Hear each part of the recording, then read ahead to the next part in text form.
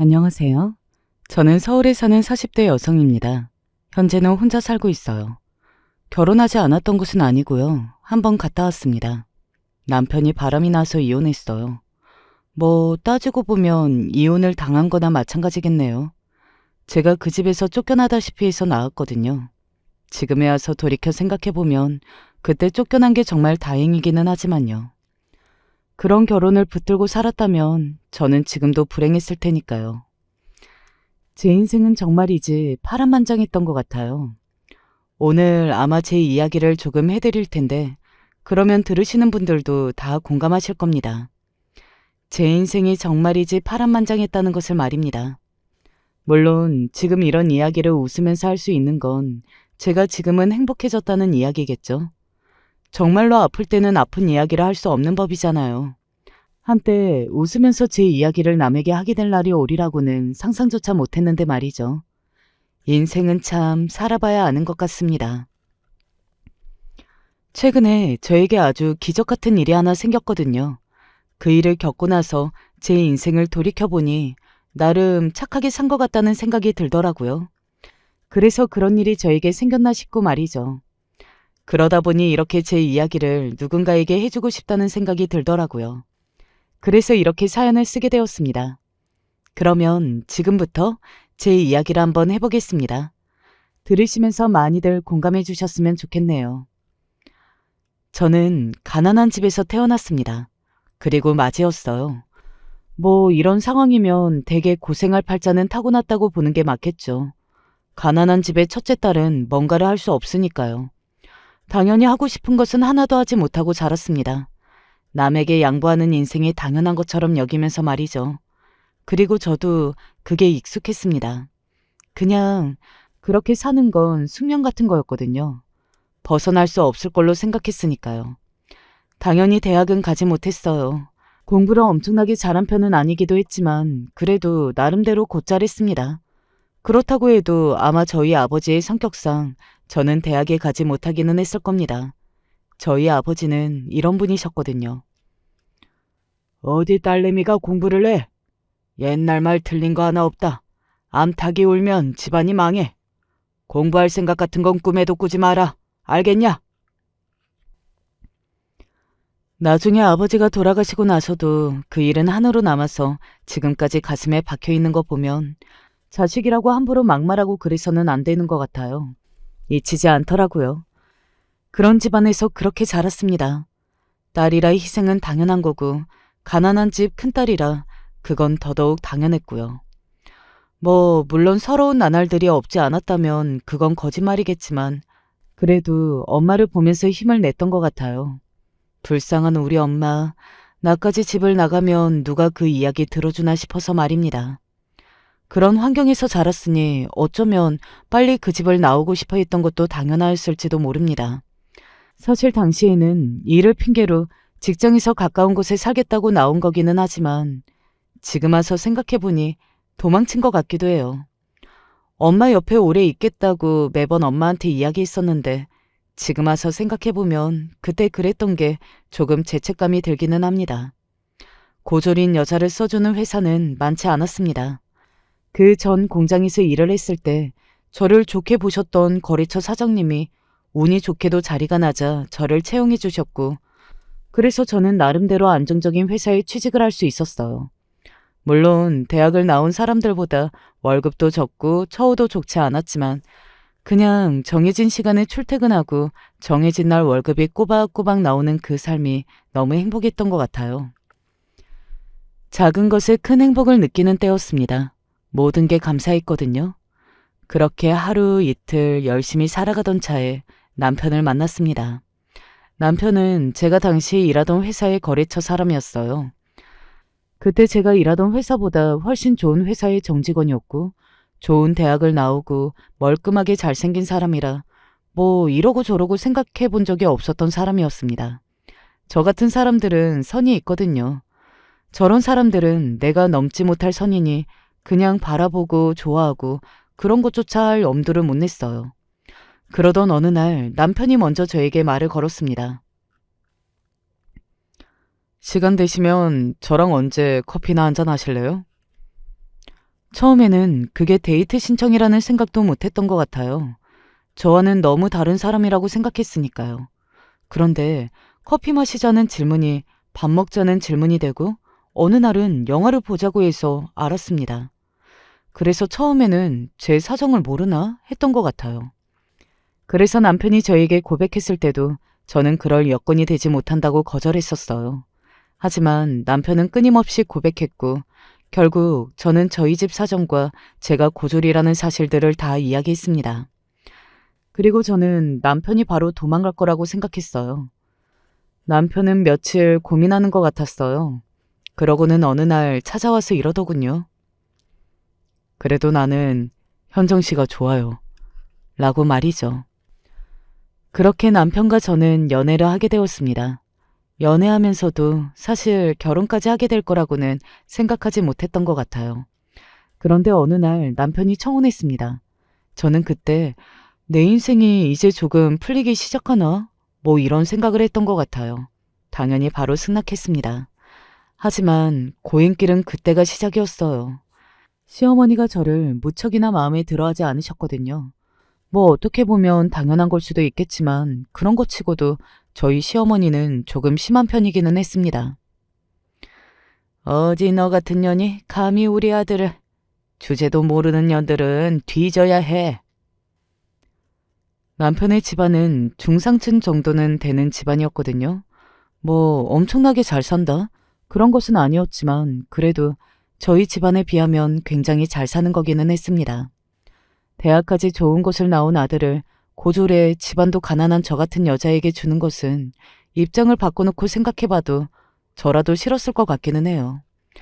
뭐 그런 것 치고도 시어머니는 심한 편이기는 했지만요. 네가 결혼 못한다고 해. 저는 오빠 너무 사랑해요. 이 년이 남의 아들 신세 망치려고 작정을 했지? 사랑? 사랑 같은 소리 좋아하네. 너 우리 아들 물어서 팔자 고치려고 그러는 거 내가 모를 줄 알아? 너 같은 년들은 속이 너무 훤히 보여. 천박하다고. 아니 뭐 남편이 저희 집안보다 좋은 집안에서 태어났고 좋은 학교에 좋은 직장을 다니고 있는 것까지는 너무나 잘 알겠지만 재벌도 아니고 신세를 망친다는 둥, 발목을 잡는다는 둥 그런 소리를 들을 정도는 객관적으로 절대 아니거든요. 하지만 당시에는 저도 그런 생각을 하지는 못했던 것 같아요. 그저 남편과 남편의 집안이 대단하게만 보였던 것 같습니다. 나 얘 아니면 결혼 안 하고 평생 혼자 살 거예요. 남편이 그렇게 선전포고하고 거짓말로 병원에까지 입원을 하고 나서야 겨우겨우 허락을 받아냈습니다. 그렇게 저와 남편은 결혼을 하게 되었어요. 뭐 결혼의 과정도 순탄한 건 아니었습니다.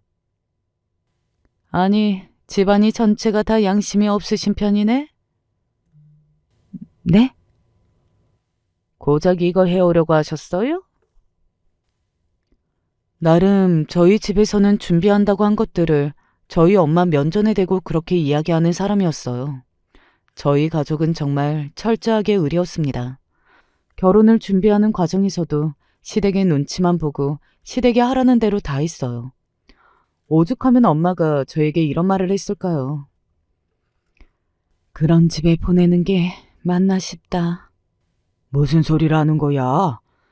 얘 주제에 그런 집안에 시집가는 건 복권 당첨된 거라는 거 왜 몰라? 집만 괜찮게 살면 뭐해요? 얘가 앞으로 가서 고생할 게 뻔히 보이는데. 그 정도 고생은 다들 하고 사는 거야. 그리고 너 같은 아무것도 없고 배운 것도 없는 애가 그런 집안에 시집가는 거면 납작 엎드려서 죽는 채 하고 살아야지. 내 말 명심해. 알겠지? 죽으라면 죽는 신용도 하고 살아. 그렇게 뻔히 고생길이 보이는 결혼을 엄마는 반대하셨고 아버지는 그런 엄마에게 화를 내셨습니다. 당시 저는 남편이 너무 좋았기 때문에 엄마의 반대에도 이렇게 이야기했고요. 오빠가 나한테 잘하잖아. 잘 살 수 있어. 라고 말이죠. 물론 그렇게 되지는 않았지만요. 결혼하고 나서도 일은 계속했습니다. 보통 이런 집은 일을 계속 못하게 하는 경우가 많다던데 저희 시어머니는 남다르셨어요. 네 주머니로 우리 아들 돈 한 푼이라도 들어가는 꼴 못 본다. 네가 쓸 돈은 네가 벌어서 써. 알겠냐? 어떻게 보면 저에게는 그게 나은 걸 수도 있겠네요. 덕분에 경력이 끊기지도 않았고 시어머니를 볼 시간도 줄어들었으니까요. 그렇다고 시집을 아예 안 당한 것은 아니었습니다. 너 오늘 쉬는 날인 거 안다. 집에 와서 대청소 좀 하거라. 내가 오늘은 구절판이 먹고 싶구나. 지금 밖에 쇼핑하러 왔는데 와서 짐이나 좀 들어. 이런 식으로 저를 부려먹을 궁리를 쉬지 않고 하셨던 분이기도 하고요. 결혼하고 2년째 아이가 생기지 않자 저를 노골적으로 더 괴롭히셨거든요. 너는 제대로 할 줄 아는 게 뭐냐? 어? 남들 다 가지는 애도 못 가져? 죄송합니다. 그 죄송하다는 소리도 듣기 싫다. 어떻게 내 내가 정이 이렇게 안 될 수가 있니? 어? 나도 신기하다. 신기해. 예뻐할 생각이 전혀 없으신 분이 그런 말을 하는 것이 우습기는 했지만요. 아무튼 그렇게 시어머니에게 늘 구박받는 고난의 삶을 살았습니다. 그동안 남편은 어디서 뭘 했느냐고요? 아마 그 이야기를 해드리면 지금 이 사연을 들으시는 분들이 더더욱 화가 나실 것 같네요. 처음에는 이렇게 이야기해줬어요. 당신이 고생이 많아. 내가 너무 미안해. 말이라도 말이죠. 하지만 1년이 지나고 2년이 지나니 사람이 바뀌기 시작하더라고요. 당신이 뭐 어떻게 하길래 아직도 어머니가 그러셔? 나 어떻게 한 거 없어. 하라는 건 두 말 않고 하면서 살아. 그런데 어머니가 저러신다는 게 말이 돼? 나도 어머니가 왜 저러시는 건지 모르겠어. 나도 이유를 알고 싶다고. 당신이 못나서 그런 거 아니야. 그걸 왜 몰라? 그렇게 이야기하는 사람이 되었어요. 저는 남편만 제 편이면 다 이겨낼 수 있었습니다. 하지만 남편이 제 편이 아니었어요. 하지만 그럼에도 저는 이혼을 할 생각을 꿈에도 꾸지 못하고 있었습니다. 앞서 이야기했듯 차이가 나는 결혼이었잖아요. 아버지가 하신 말씀처럼 내가 지금 이혼해서 이 집에서 나가면 더 힘든 삶을 살게 될 것 같았거든요. 그게 너무 겁이 났던 것 같아요. 그래서 남편이 바람을 피운다는 사실을 알게 되었을 때도 아무 말을 하지 못했습니다. 뭐? 그래서 이혼이라도 하자는 이야기야? 적어도 나한테 미안하다고는 해야 하는 거 아니야? 안 미안한데 미안하다는 말을 어떻게 해? 저에게 들켜서 제가 따져 물으니 그렇게 이야기하더군요. 정말 너무 충격적이었던 것 같아요. 남편이 하나도 미안해하지 않는 그 모습에 오히려 너무 당당한 그 모습에 말입니다. 나랑 정 살기 싫으면 네가 나가. 그러면 돼. 어떻게 말을 그렇게 할 수가 있어? 나는 이제 더 이상 너한테 마음 없어. 그런 마음으로 그렇게 저와 결혼하고 싶다고 한 건지, 시간이 지나면 그렇게 바뀔 마음이었던 건지 너무나 슬펐던 것 같아요. 하지만 가장 슬펐던 건 그럼에도 불구하고 남편을 떠나지 못하는 저 자신이었습니다. 남편의 불륜녀가 대기업에 다니는 여자라는 것을 시어머니가 알게 된 후에는 정말 노골적으로 저에게 이혼을 요구하셨습니다. 저 같은 건 이미 며느리가 아니었던 거죠. 좋은 말로 할 때 이혼하거라. 저는 못해요, 어머니. 너는 벨도 없냐? 어? 너 말고 다른 여자 좋다는 남자랑 살고 싶어? 저 오빠 없으면 못 살아요. 나는 네 꼴 보고는 못 사니까 당장 나가. 이렇게 되고 보니 애가 없어서 너무 다행이라고, 이러려고 애가 들어서지 않은 거라고 오히려 좋아하시는 시어머니를 보고 저는 정말 비참한 기분이 들었습니다. 그렇게 시어머니와 남편, 양쪽에서 하루빨리 이혼하자고 종용하는데 그곳에서 더는 버틸 재간이 없었습니다.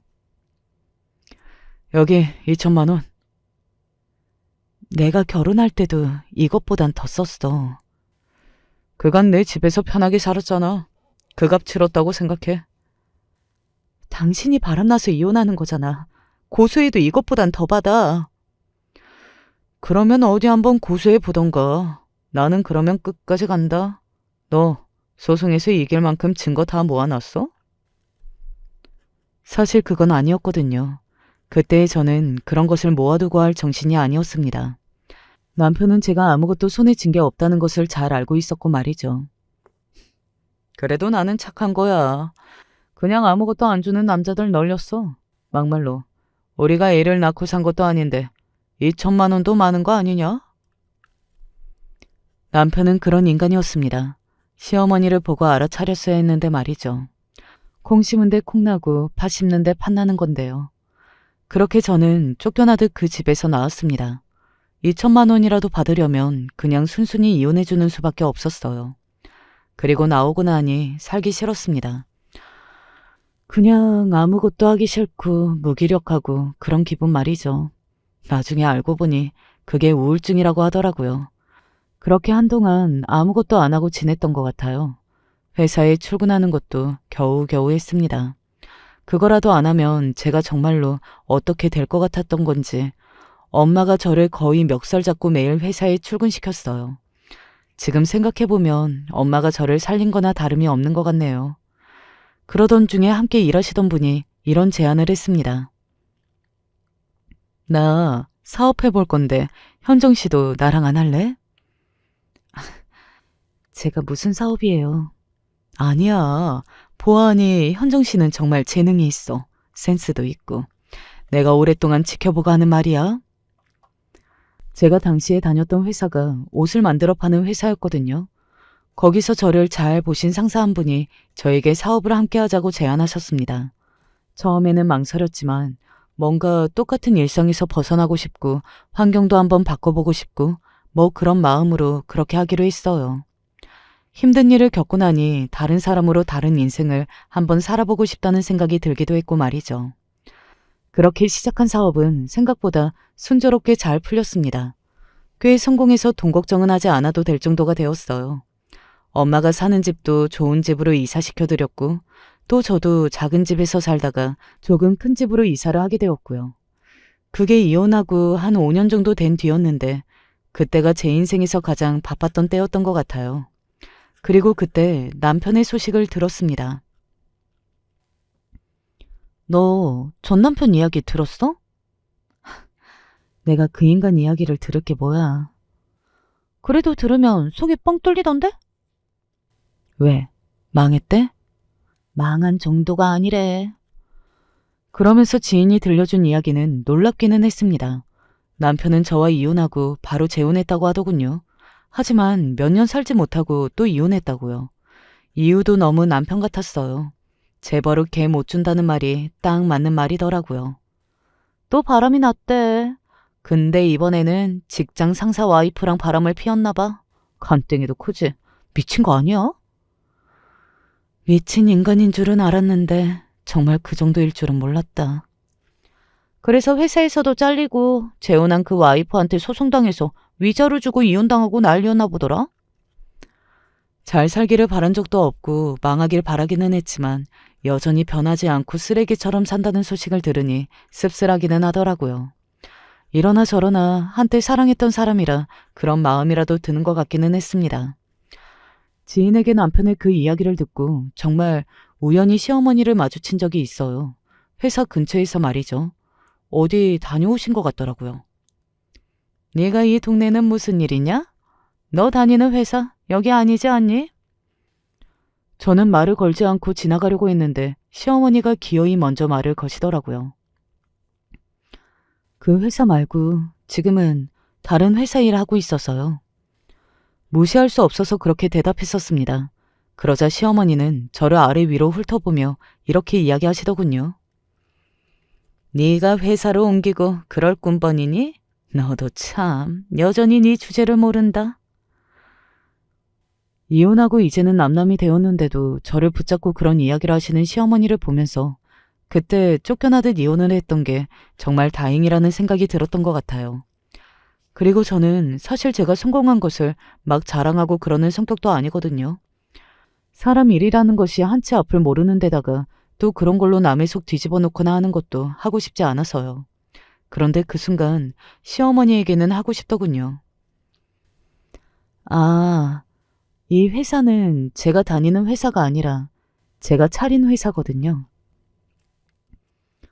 그 순간 시어머니가 멈칫했습니다.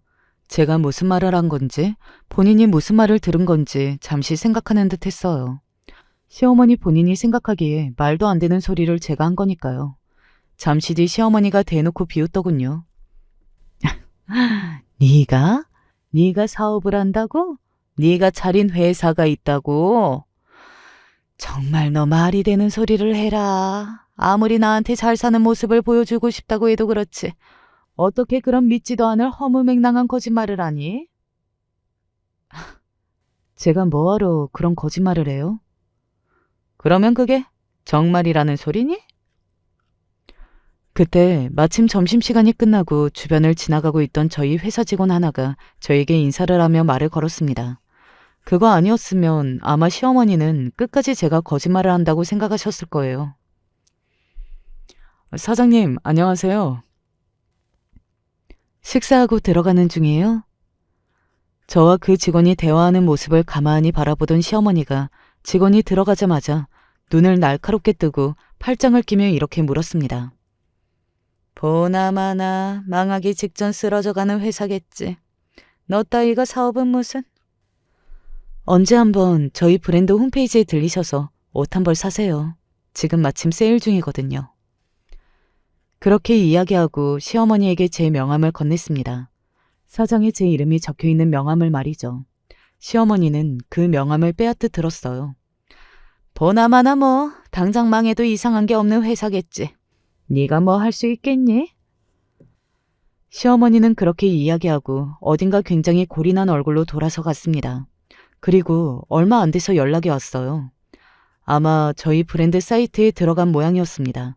그리고 주변의 젊은 사람들에게도 물어봤겠죠.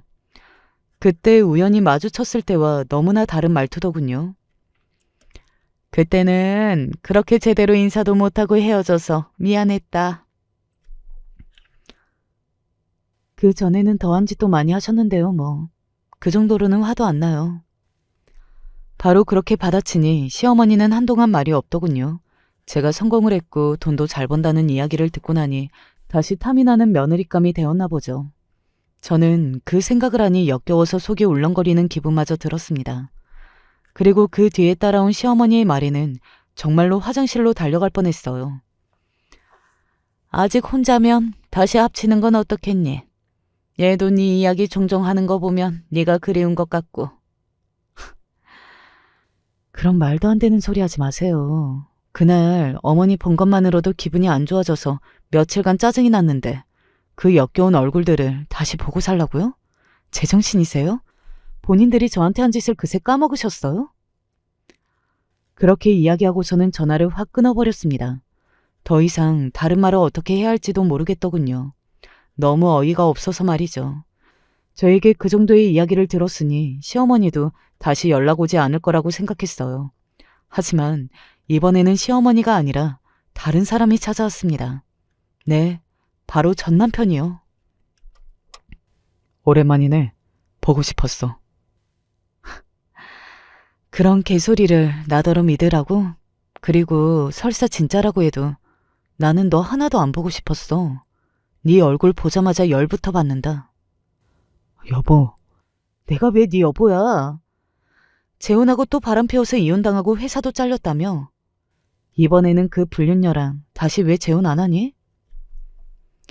제가 그런 이야기까지 다 알고 있다는 것을 몰랐던 건지 조금 당황하기는 하더군요.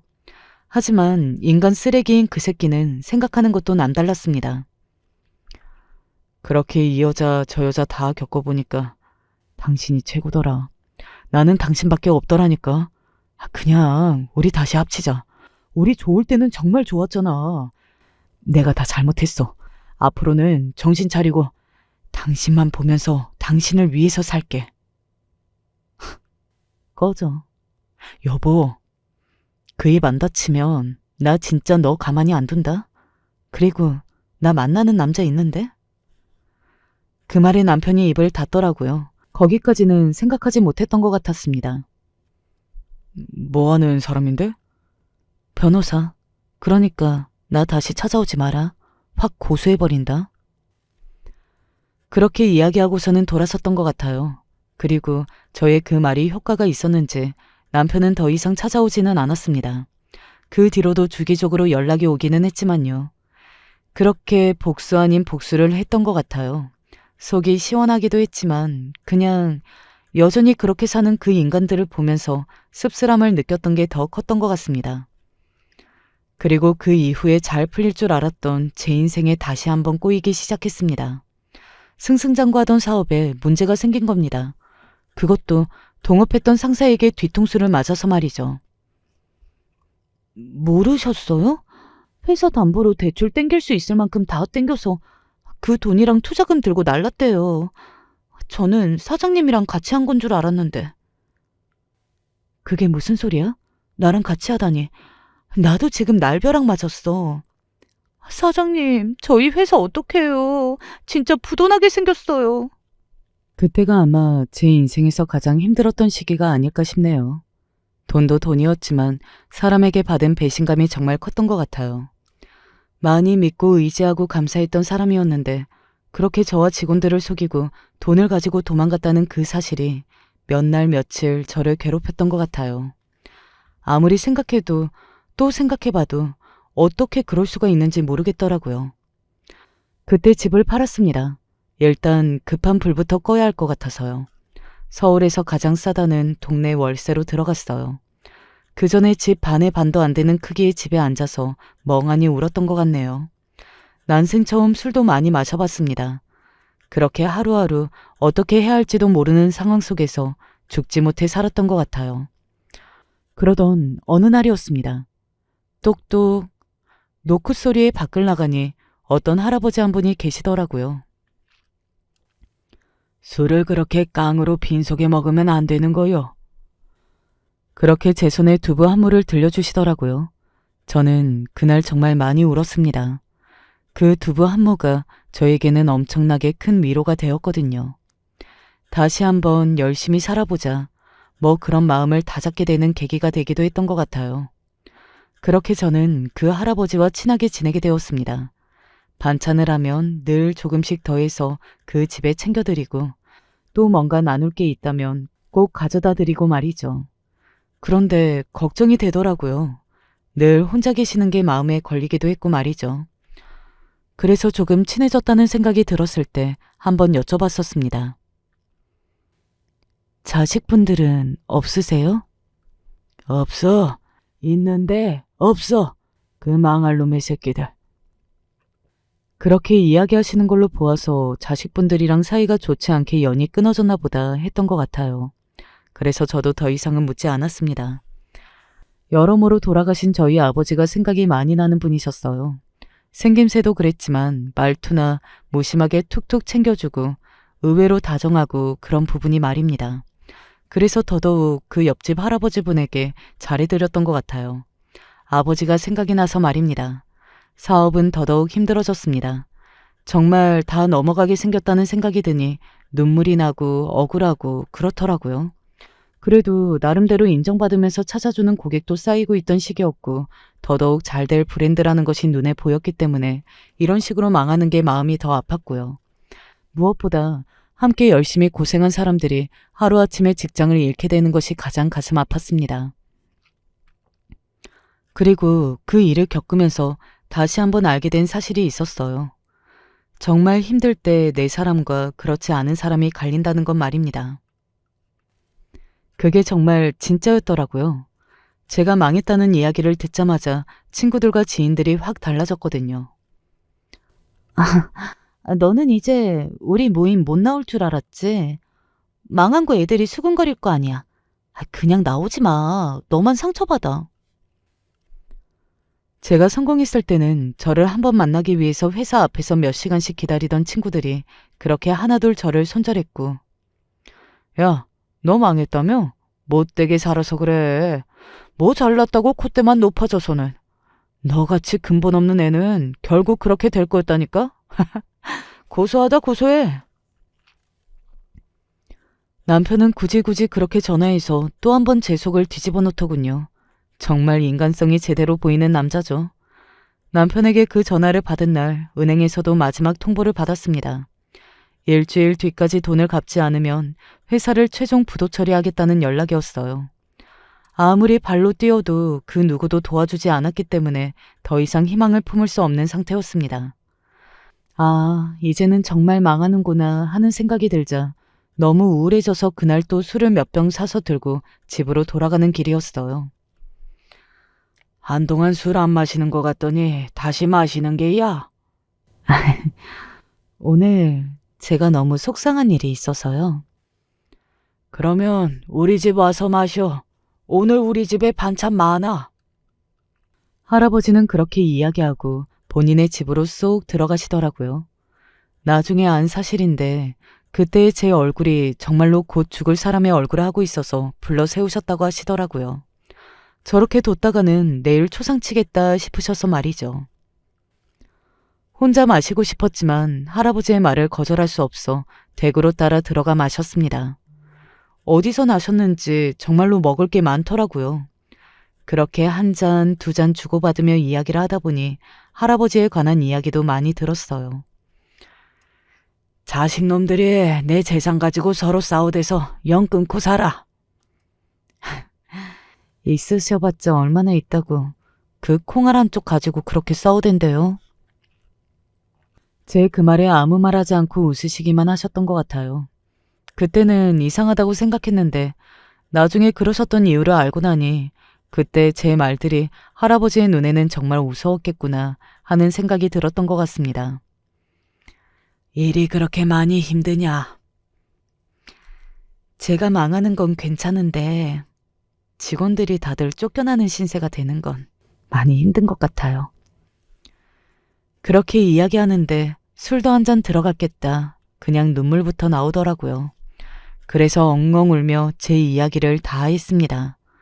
그간 어떻게 살았는지, 그리고 사업은 어떻게 하게 되었는지, 남편에게 이혼당한 것, 그리고 동업자에게 사기를 당한 것, 그런 것들 모두 다 말이죠.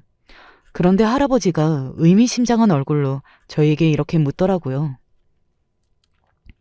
자네가 아는 회사가 뭐라고?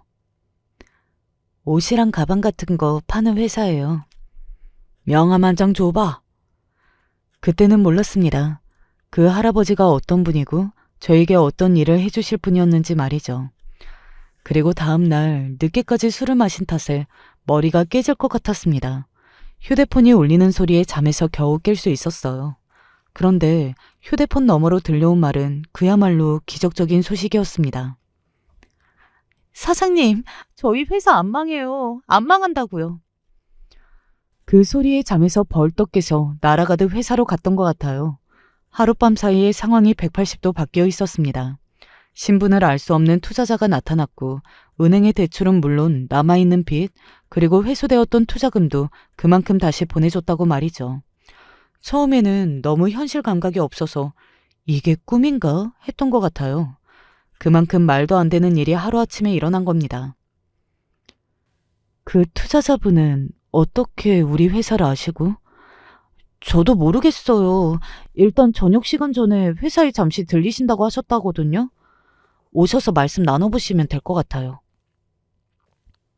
뭐든 다 할 생각이었습니다. 그냥 회사만 필요한 거면 넘기고 저는 빠져도 됐어요.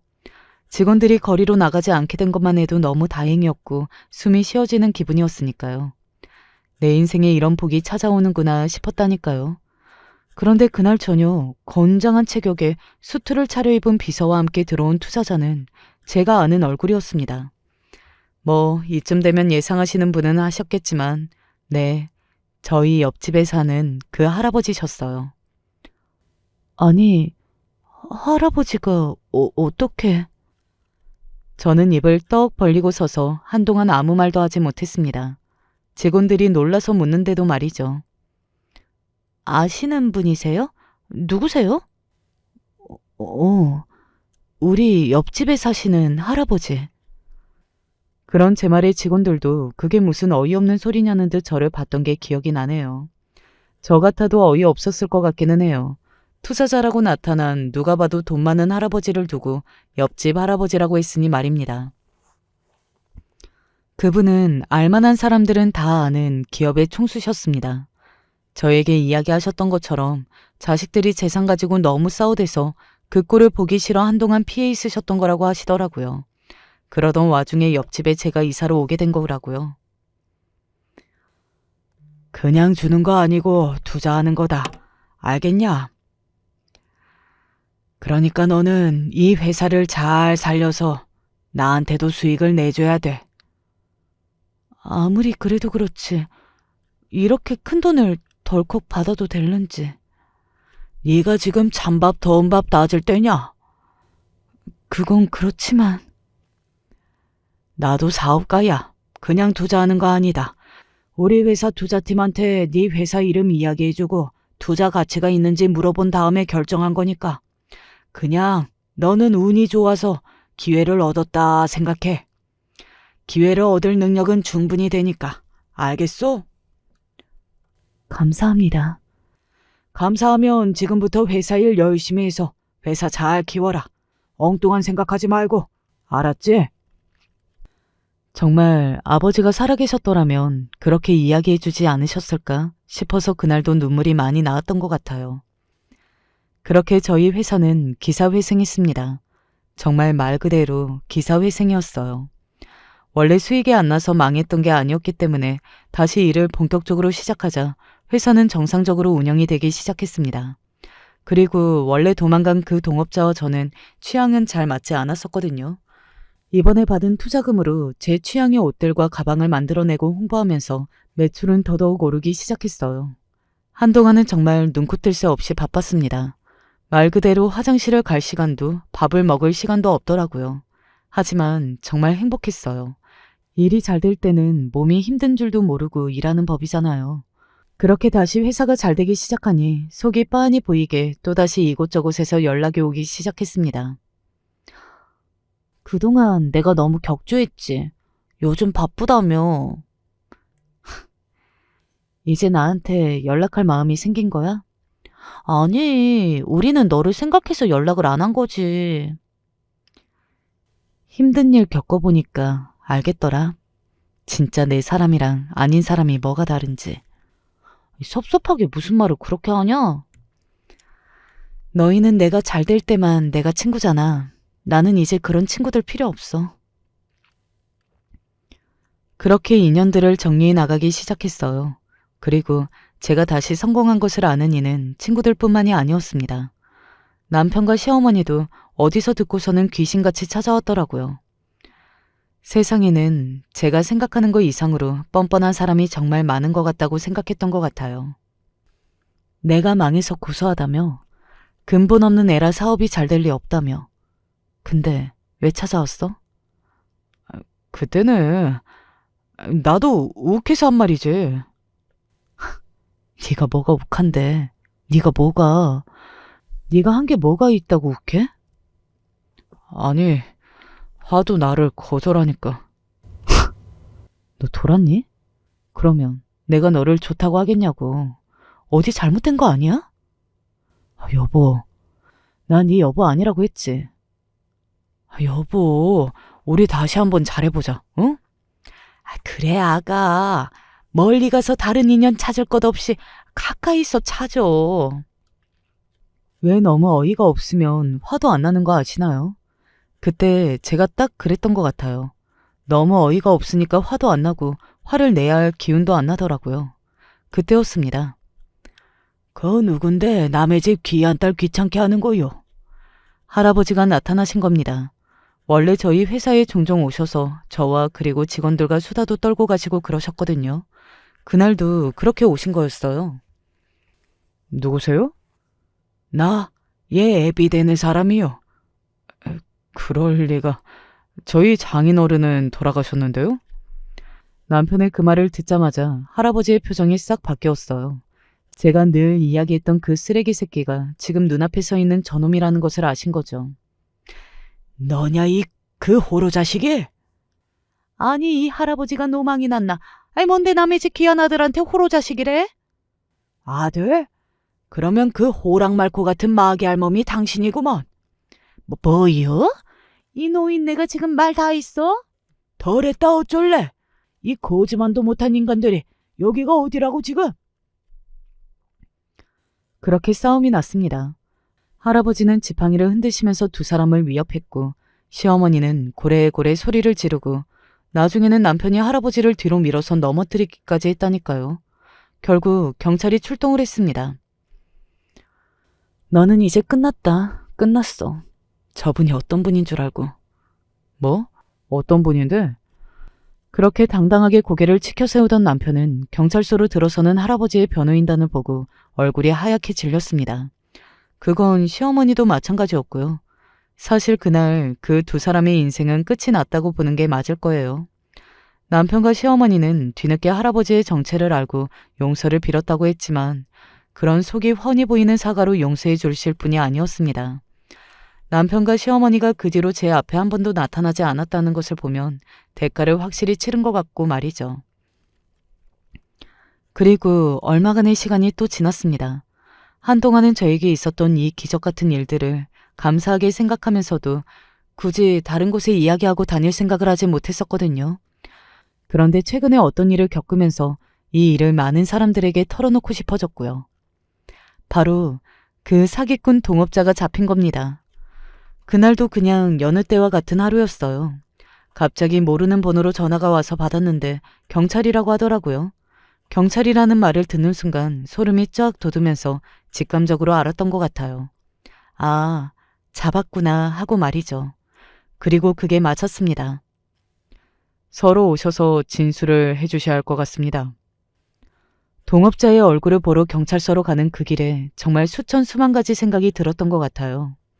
처음 보면 무슨 말을 어떻게 할지, 그리고 날 보고는 무슨 말을 할지, 뭐 그런 생각들부터 멱살을 잡을지 말지, 어떤 꼴을 하고 있을지 정말이지 별별 생각이 다 들었습니다. 그런데 동업자의 얼굴을 보는 순간 그 생각들이 싹 사라졌어요. 잘 지내고 있다는 이야기는 들었어. 다행이네. 그렇게 이야기하는 동업자의 얼굴이 너무 좋아 보였거든요.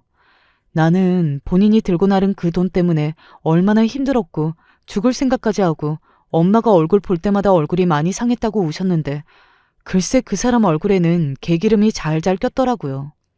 얼마나 잘 먹고 잘 지냈는지 살도 많이 쪘고 말이죠. 그 개기름이 줄줄 흐르는 얼굴을 보고 있자니 할 말 들을 말 이런 건 생각이 나지도 않고 그저 분노로 가득 찼던 것 같아요. 저는 그날 태어나서 처음으로 사람에게 손찌검했습니다. 누군가를 때려본 건 그때가 처음 있는 일이었던 것 같아요. 야, 이 미친 새끼야. 그게 지금 할 소리야? 아, 머리채를 왜 잡아? 아, 이거 놓고 말해. 나는 지금 네 머리채가 아니라 모가지를 잡고 싶다고. 내가 나른 덕분에 지금 더 잘 풀린 거잖아. 아, 그러면 고마운 줄 알아야지. 그런 짓을 할 수 있는 사람의 생각은 정상인인 제가 할 수 있는 생각과는 범위 그 자체가 다른 거였더라고요. 뚫린 입이라고 그런 말을 하고 있는 걸 듣고 있자니 너무 역겨웠습니다. 그렇게 생긴 사람이었나 싶을 만큼 얼굴도 달라 보였고요. 뭐? 너 그걸 지금 말이라고 해? 너는 내가 그러고 나른 덕에 그 회사 혼자 꿀꺽했으니까 더 좋은 거잖아. 이게 어디서 감사하다고는 못할 망정. 거기서 끝이 아니었습니다. 그 인간의 뻔뻔함이 말이죠. 그리고 그 회사에는 내 지분도 있는 거 알지? 나 아니었으면 너 사업 시작도 못했잖아. 그러니까 나한테도 로열티 챙겨줘야지. 뭐라고? 내가 창업한 회사잖아. 네가 그걸로 사기쳐서 날랐잖아. 회사 망하든 말든 버리고. 안 망했잖아. 야, 너 미쳤어? 하마터면 경찰서에서 정말 사람 죽일 뻔했다니까요. 그 정도로 화가 났었습니다. 그 인간에게 말이죠. 그날도 할아버지가 정말 많이 도와주셨어요. 변호사도 보내주셔서 상황 정리도 다 해주시고 또 법적으로 그 인간이 우리 회사에 대한 지분을 하나도 주장할 수 없도록 만들어주셨고 말이죠. 정말 인생에 다시 없을 은인인 셈이죠. 그 사기꾼은 결국 실형을 살게 되었습니다. 해외로 빼돌린 돈들도 죄다 반환되었다고 들었어요. 한 푼도 없는 빈털터리가 된 셈이죠. 지금 생각해도 이해가 되지 않아요. 잘 되던 사업인데 그냥 가만히 있었어도 그런 부를 얻을 수 있었을 텐데 왜 그런 짓까지 해서 일을 이렇게 만들었는지 말입니다. 뭐 그런 것을 이해하면 제가 범죄자겠죠. 최근에는 다시 이사를 했습니다. 좋은 집으로 말이죠. 그 집도 작은 거 말고는 크게 불편한 점이 없기는 했지만 할아버지가 그러시더군요. 이렇게 작은 집에서 살면 꿈도 작아져. 라고 말이죠. 그래서 더 큰 꿈을 꾸기 위해 크고 좋은 집으로 이사했어요.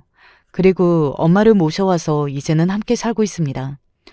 그리고 최근에 옆집에 누군가 이사로 온다고 해서 그런가 보다 했는데 엊그제 새로 이사 온 이웃이 누구인지 알게 되었어요. 좋은 이웃 만나는 것도 하늘의 별 따기라는데 좋은 이웃이 없으면 내가 좋은 이웃이 있는 집으로 이사를 가면 되지 않나 싶어서 이렇게 이사 왔네. 바로 할아버지였습니다. 왜 그런 말 있잖아요. 피는 물보다 진하고 진짜 피가 섞인 가족은 다르다는 말입니다.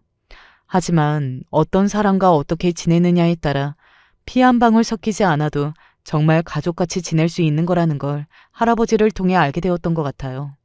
그리고 이제는 정말 가족 같다는 생각을 가끔 합니다. 무엇보다 엄마와 참 잘 지내세요. 이사를 갑자기 오게 되어서 적응을 못하는 엄마와 이곳저곳 잘 다니시기도 하고 또 두 분이 맛있는 것도 드시러 다니시고요. 뭐 두 분 모두 연세가 많으시니 그냥 친구로 저렇게 외롭지 않게 지내면서 함께 여기저기 다니시는 것도 좋을 것 같아서 엄마에게도 별다른 말은 하지 않았습니다. 생각해보면 참 복받은 인생인 것 같아요. 이런 귀인이 제 인생에 나타나 준 것만으로도 말이죠. 대부분 사람은 이런 일을 상상만 하잖아요. 어느 날 그냥 선의로 도와드린 어르신을 알고 보면 부자였다. 뭐 이런 거 말입니다. 그리고 얻은 교훈은 그냥 언제나 늘 착하게 살아야 한다는 것입니다. 저도 착한 마음을 가지고 어르신을 도와드렸기 때문에 이렇게 복을 받을 수 있었던 것이니까요. 착하게 살다 보면 어떤 식으로든 돌아오는 것 같다는 생각을 많이 하는 요즘입니다. 누군가에게 도움을 받을 생각으로 호의를 베푼 것은 물론 아니지만 말이죠. 남편과 그 사기꾼은 아마 사는 내내 저의 행복과 성공을 보면서 배 아파하고 또 후회할 겁니다. 생각해보면 그게 최고의 복수가 아닌가 싶어요. 그리고 저는 오늘 이 사연을 마지막으로 그들을 잊을 겁니다. 제 인생 더 행복하게 살고 싶어서 말이죠. 이제 정말 사연을 끝마쳐야 할 때가 된 것 같네요. 어떻게 들으셨는지 모르겠습니다. 저는 이곳에 사연을 적는 내내 속이 시원하고 또 앞으로도 착하게 잘 살아야지 하는 생각을 했거든요. 여러분들도 그런 생각을 하셨다면 더없이 좋을 것 같네요. 그리고 한 가지 더 이야기하고 싶은 것은 세상에는 남편이나 그 사기꾼 같은 몹쓸 사람도 있지만 옆집 할아버지 같은 좋은 사람이 있다는 것. 또 내 인생의 어떤 순간에 어떤 방식으로 귀인이 찾아올지 모르니 늘 착하고 바르게 살아야 한다는 것을 꼭 이야기하고 싶어요. 사실 그 말을 하고 싶어서 사연을 쓴 거기도 합니다. 마지막까지 제 이야기 들어주시고 함께 공감해 주셔서 너무 감사합니다. 긴 인생을 살지는 않았지만 살아보니 사람과 건강이 최고인 것 같더라고요. 좋은 사람들과 건강한 나날들 보내시길 기원하겠습니다. 저도 그럴 수 있도록 기도해 주세요. 인연이란 게 정말 있다고 생각하시나요? 수많은 대한민국 사람들 중에서 인연을 만나기란 쉽지 않지만 오늘 저는 기막힌 저의 인연에 대해 이야기해 보려고 합니다. 어릴 적에 가난하게 살았지만 성인이 되고 정말 뼈 빠지게 일을 했습니다. 막노동부터 시작해서 안 해본 일이 없어요. 어린 나이에 관절염이 올 정도였으니 말 다 했죠. 하지만 몸이 아프다고 쉬지 않았습니다. 하루 쉬는 만큼 먹고 살 수가 없었으니까요. 돈도 없는 인생에 결혼이나 할 수 있을까 생각을 했지만 그래도 사람이 성실하게 살면 그만큼 보답이 온다고 모은 돈으로 사업을 하나 시작했는데 그 사업이 대박이 터져서 그 이후로는 남부럽지 않게 살았습니다. 행복이 돈에서 비롯되는 것은 아니라지만 어느 정도의 행복은 돈이 있어야 만들어지는 것도 맞는 것 같습니다. 여자 하나 못 만나던 제 인생이 돈을 벌기 시작하고 나서부터 연애를 한다는 것이 그리 어렵지 않아졌습니다. 이미 젊은 시절은 다 지나갔지만 어느 정도 저랑 형편도 비슷하고 사정도 맞는 여자를 만나서 나름대로 연애하다가 마흔이 되기 전 늦은 나이에 결혼을 하게 되었습니다. 제 아내의 장모님, 장인어른 되시는 분들이 사업가였는데 제가 사업으로 혼자서 성공을 했다니까 그 정도의 의지면 아내 고생은 시키지 않겠다고 하시면서 단번에 결혼을 허락해 주셨습니다. 딸 하나와 아들 둘을 낳아서 오로지 애들 교육을 시키는 것만 신경 썼습니다. 아내가 워낙 그쪽으론 일가견이 있는지라 사실 저는 돈만 벌어오고 아내가 애들 교육을 도맡았어요. 아내가 교육을 잘 시켰는지 아이들은 학교에서 성적하면 알아주는 모범생이었습니다. 시험 같은 걸 봤다면 만점은 흔하고 성적 우수상 같은 것도 매 학기마다 받아와 집에 전시해 놓기 바빴어요. 저야 뭐 애들은 건강하게 잘 자라는 게 제일 우선이라고 생각하긴 했지만 이왕 이렇게 공부 잘하게 태어난 거, 전 애들이 자기가 하고 싶은 분야에서 최고가 되길 바랬습니다. 엄마, 아빠, 전 변호사가 되고 싶어요. 변호사가 돼서 법의 보호를 받지 못하는 힘든 사람들을 도와주고 싶어요. 변호사가 되고 싶다고? 그래. 공부는 얼마든지 아빠가 지원해 줄 테니까 한번 해봐. 특히 첫째 딸은 아주 어렸을 때부터 변호사가 꿈이었습니다. 원래 그 나이 때 애들 자라면서 장래희망 같은 건 한 번씩 변하기 마련인데 제 딸은 초등학교 때부터 대학교를 졸업하는 그 순간까지 오로지 변호사 하나만을 보고 살아왔어요. 그리고 실제로 고등학교 때 열심히 공부하더니 로스쿨 떡하니 합격해서 교육을 수료한 제 딸은 결국 본인이 어렸을 때부터 원하던 대로 변호사가 되었습니다. 둘째도 셋째도 각자 자기 분야에서 어느 정도 이름을 날리고 있었지만 직업적인 것만 봤을 때 첫째 딸만큼 성공한 자식은 없었어요. 어렸을 때부터 그렇게 변호사 노래를 부르더니 너무 수고했다. 아빠가 네 이름으로 법률사무소 하나 차려주마. 변호사가 됐다고 자만하지 말고 더 열심히 노력하고 공부해야 한다. 딸의 합격 소식을 듣자마자 전 딸아이를 위한 작은 법률사무소를 하나 차려주었습니다. 괜찮은 로펌 같은 데 들어가서 경력을 쌓는 것도 좋겠지만 요새는 의사들도 다른 원장 밑에서 일하는 것보다 빨리 개원을 해가지고 독립하는 게 추세잖아요. 제가 금전적으로 사정이 넉넉지 않은 것도 아닌데 열심히 노력한 딸아이를 위해서 사무소 하나 못 차려줄 거 없었습니다. 아빠, 너무 감사해요. 정말 잘해볼게요. 딸은 개업식 날 눈물로 제게 고맙다고 말하는데 오히려 제가 다 뿌듯했죠. 그렇게 자식들이 다 돈도 많이 벌고 자기 일 열심히 하니 이젠 정말 걱정되는 게 하나도 없더라고요. 이미 젊은 시절 읽어놓은 사업은 어느 정도 잘 돌아가니까 그때부터 저는 아내와 둘이서 여행을 자주 떠났습니다. 저나 아내나 바깥에 나들이 가는 걸 좋아하는데 그동안이야 자식들 장성하는 거 보느라 못 갔다면 이제는 애들도 다 자기 밥벌이하고 살고 나름대로 독립을 한 거나 다름없으니 이제 저희 부부도 부부 나름의 휴가를 즐겨야 했습니다. 그렇게 한참 늙음하게 휴가를 지내고 있는데 사무소를 차린 후 따로 나가서 살고 있던 첫째 딸에게 연락이 왔습니다. 아빠, 잘 지내고 계세요? 제가 자주 연락을 드렸어야 하는데 일이 너무 바빠서. 내가 우리 변호사 따님 일 바쁜 걸 왜 모르겠니?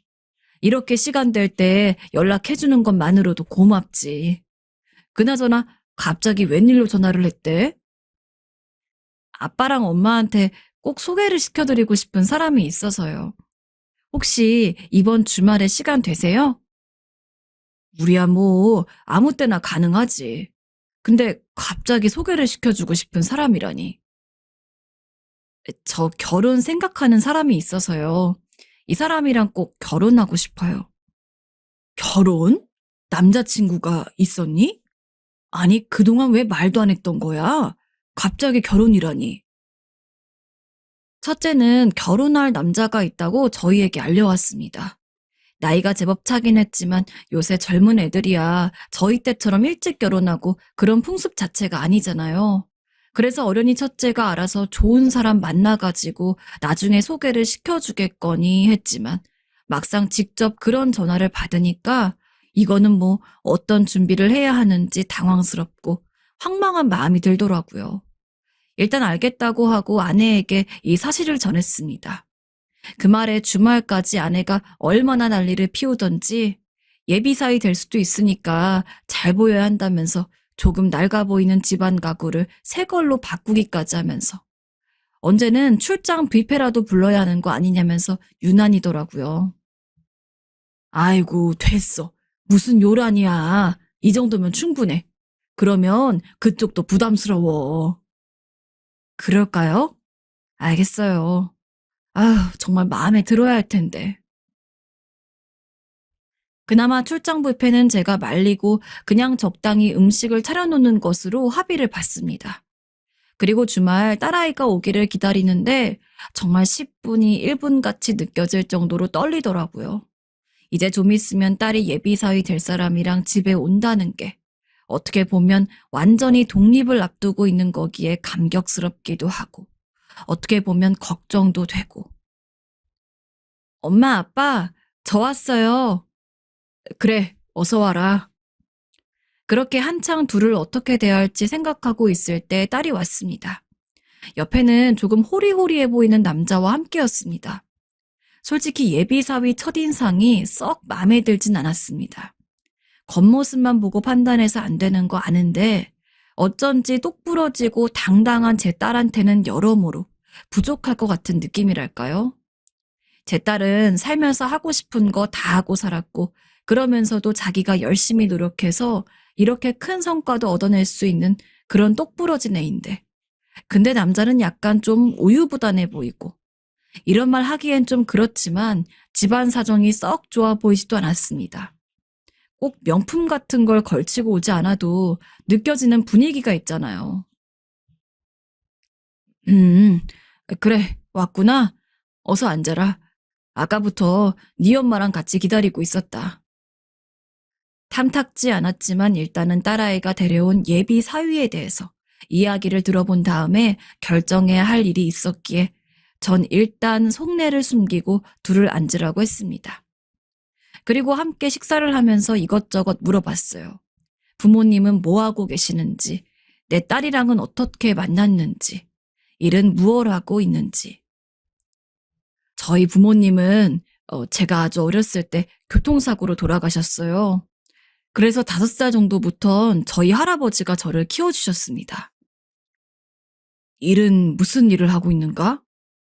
시를 쓰는 일을 하고 있습니다. 작게나마 책도 내긴 했는데 아주 인기가 있는 편은 아니고요. 혜인이랑은 우연히 근처 카페에서 만나게 되었는데 제가 먼저 반해서 연애하자고 고백을 했습니다.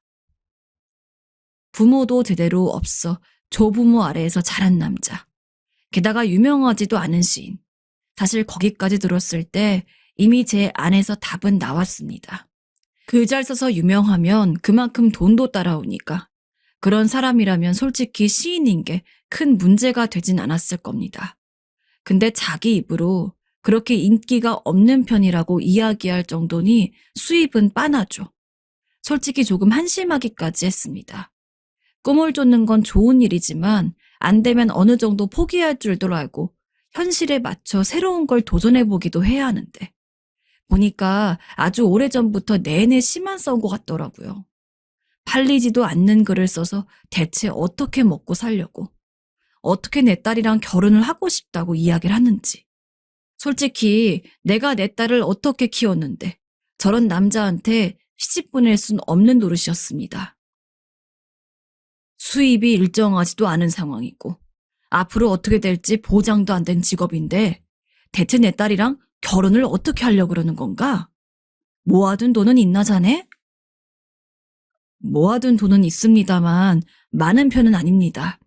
하지만 저는 굶더라도 혜인인 절대 굶지 않게 할 자신이 있어요. 내가 그 말을 어떻게 믿나? 그럴 만한 능력을 보여줬다면 몰라도. 에휴.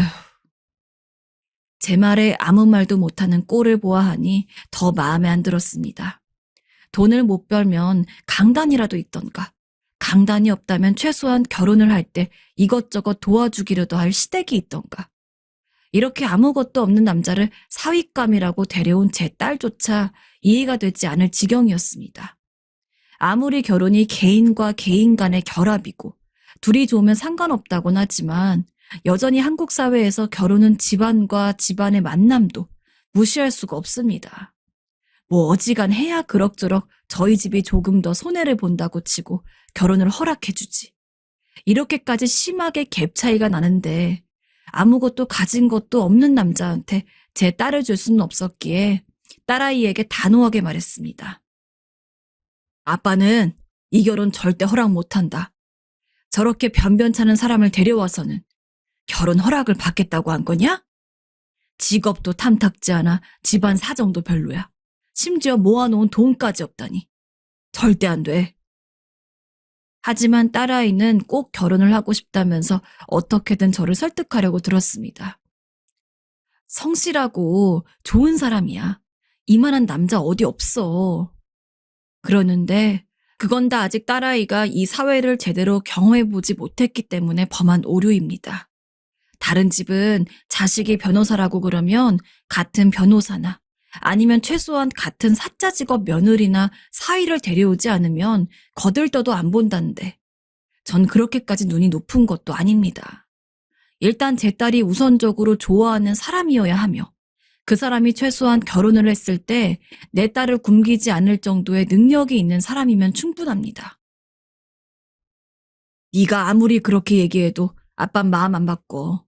막말로 그 남자가 지금까지 큰 돈을 벌어본 적도 없는데 시인을 고집하고 있는 이유를 모르겠구나. 너랑 결혼하게 되면 분명 네가 힘들게 돈 벌었는데 그 남잔 집구석에 앉아서 시나 쓰고 있을 거야. 나는 그 꼴 절대 못 본다. 아빠, 제발 한 번만 더 만나보면 안 될까요? 아빠, 정말 착한 사람이에요. 저만 바라봐주는 사람이라고요. 또 만난다고 해서 달라질 게 있겠냐? 너도 그만 결혼은 포기하거라. 결혼은 착하게만 해서 행복할 수 없는 거야. 그런 것도 어린 지금 네 나이에나 생각하는 거지. 나이 먹어봐라. 착한 게 밥 먹여주는지 아니? 남자는 포부도 있어야 하고 강단도 있어야 하는데 그놈은 전혀 그런 게 없어. 이제까지 딸을 키워오면서 전 하고 싶다는 건 뭐든지 해주는 편이었습니다. 하지만 결혼이 애들 장난도 아니고 이번만큼은 저도 양보를 할 수 없겠더군요. 하지만 딸아이는 딸아이대로 결혼하겠다고 난리였고 전 절대로 밥도 안 먹어가면서 결혼을 결사 반대했습니다. 불행 중 다행이라고 해야 할지. 아내도 저와 마찬가지로 그런 남자에게 제 딸을 시집 보낼 수 없다는 의견이었기에 딸아이가 아무리 결혼을 하고 싶다고 해도 저희는 움직이지 않았습니다. 그러다 보니까 딸아이도 어느 정도 포기를 했는지 어느 순간부터는 결혼하고 싶다는 이야기를 꺼내질 않더라고요. 그래서 전 내심 그 남자랑 헤어진 건가 보다 하고 생각했습니다. 그러던 어느 날 약속이 있어서 잠깐 밖에 나갔다가 집에 돌아오는데 저희 집 대문 앞에 웬 중절모를 쓴 노신사가 기웃거리고 있더라고요. 결혼하고 나서부터 쭉 살았던 동네이기에 이웃 주민들 얼굴은 대부분 알고 있는데 그 노신사는 제가 처음 보는 얼굴이었습니다. 왜 우리 집 근처에서 저러고 있나 싶어서 여기 저희 집인데 혹시 집을 잘못 찾으신 건가요? 하고 물었더니 그러더니 그 노신사가 제게 대답했습니다. 혹시 김혜인 양 아버님 되시나요? 예, 제가 혜인이 애비입니다만 저희 혜인이는 어떻게 알고 계신가요? 이렇게 갑자기 찾아뵈어서 죄송합니다. 전 혜인이 남자친구인 민수 할아버지 되는 사람입니다. 혜인 양과 민수 결혼에 대해서 꼭 드리고 싶은 말씀이 있어서 신뢰를 무릅쓰고 이렇게 방문을 하였습니다. 조부모 아래서 자랐다고 하더니 이 어르신이 그 조부모인 것 같았습니다.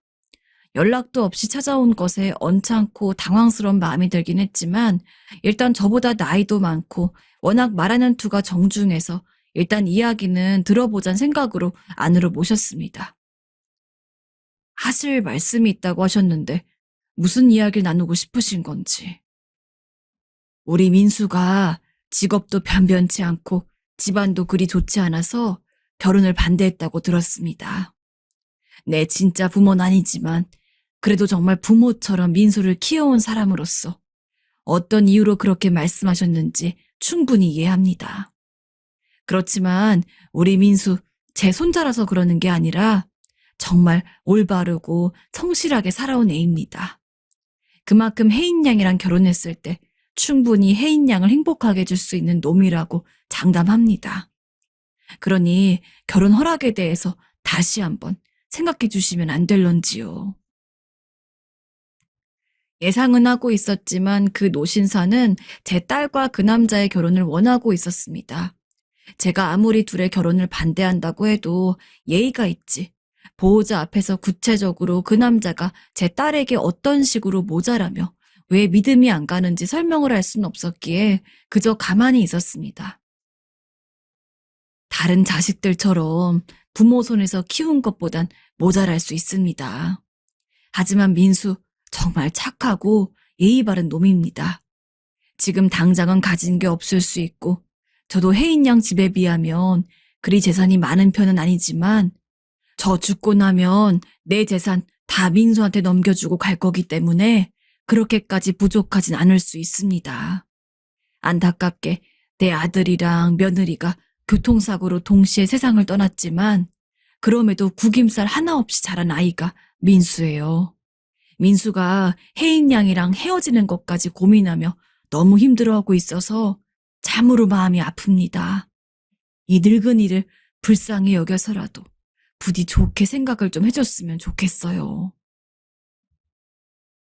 제 앞에서 연신 고개를 숙였는데 참 이걸 어떻게 해야 할지 쉽사리 거절도 그렇다고 승낙도 못하고 일단 편히 계시라면서 어깨를 잡았는데 문득 그 노신사의 얼굴이 갑자기 낯이 익다는 느낌을 받았습니다.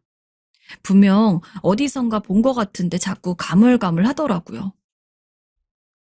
혹시 예전에 무슨 일을 하셨었나요? 그래서 조금 뜬금없게도 저런 질문을 했습니다. 노신산 제 질문에 당황한 듯 보이면서도 과거 일하는 것에 대해서 이야기를 해주었어요. 노신사는 한 시골 중학교 선생님으로 일을 했다고 했습니다. 그 이야기를 듣는 순간 계속 흐릿흐릿하게 떠오르랑 말랑하던 얼굴이 번개처럼 스쳐 지나갔습니다.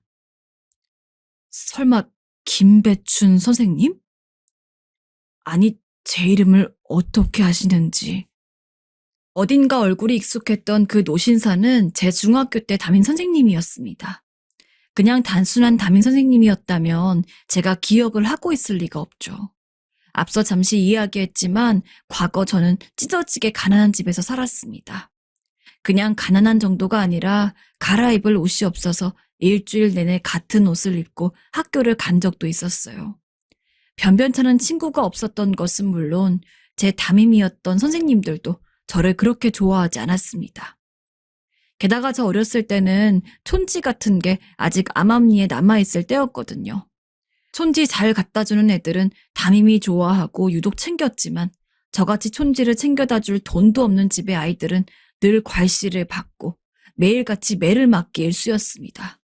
그나마 초등학교를 졸업하고 중학교에 가서는 아주 조금이나마 사정이 나아지긴 했지만 어차피 먹고 사는데 도움도 안 되는 거. 학교도 초등학교만 다니면 된다는 마음을 가지고 있던 저희 아버지는 한창 중학교 1학년에 재학 중이던 저에게 이렇게 이야기했습니다. 학교 같은 거 다녀봤자 크고 작게 돈 만들지. 그런 곳을 뭐하러 다녀? 네가 학교를 다닌다고 해서 돈이나 많이 벌 수 있을 것 같아? 쓰잘데기 없는 짓 하지 말고 얼른 학교 그만두고 농사나 지어라. 전 너무나 학교를 다니고 싶었습니다. 하지만 아버지가 그렇게 이야기를 하는데 그걸 거부할 권리도 없었습니다. 아버지 말대로 학교 때문에 돈이 들고 있었고 저희 어머니도 대놓고 말은 안 하지만 제가 학교를 그만두고 부모님을 도와서 농사를 짓길 원했으니까요. 아마 그대로 갔다면 전 중졸도 못한 채로 평생 시골에 처박혀서 농사나 지었을 겁니다. 근데 그런 저를 막고 제가 공부를 이어갈 수 있도록 도와준 사람이 바로 이 선생님이었습니다. 선생님이 생각하기에 넌 충분히 훌륭한 사람이 될 수 있어. 돈이 없어서 그런 거라면 이 선생님이 도와주마. 부모님도 내가 한번 설득을 해볼게. 부모님 대신 선생님이 돈까지 지원해주고 열심히 공부를 시키겠다고 직접 집까지 찾아와서 얘기하니 아버지나 어머니나 허락하지 않을 이유가 없었습니다. 그렇게 전 당시 담임 선생님의 도움으로 무사히 중학교를 졸업할 수 있었고 고등학교까지 갈 수 있었습니다. 선생님, 정말로 감사합니다. 선생님이 저 도와주신 은혜 평생 잊지 않고 꼭 언젠가는 갚아 나갈게요.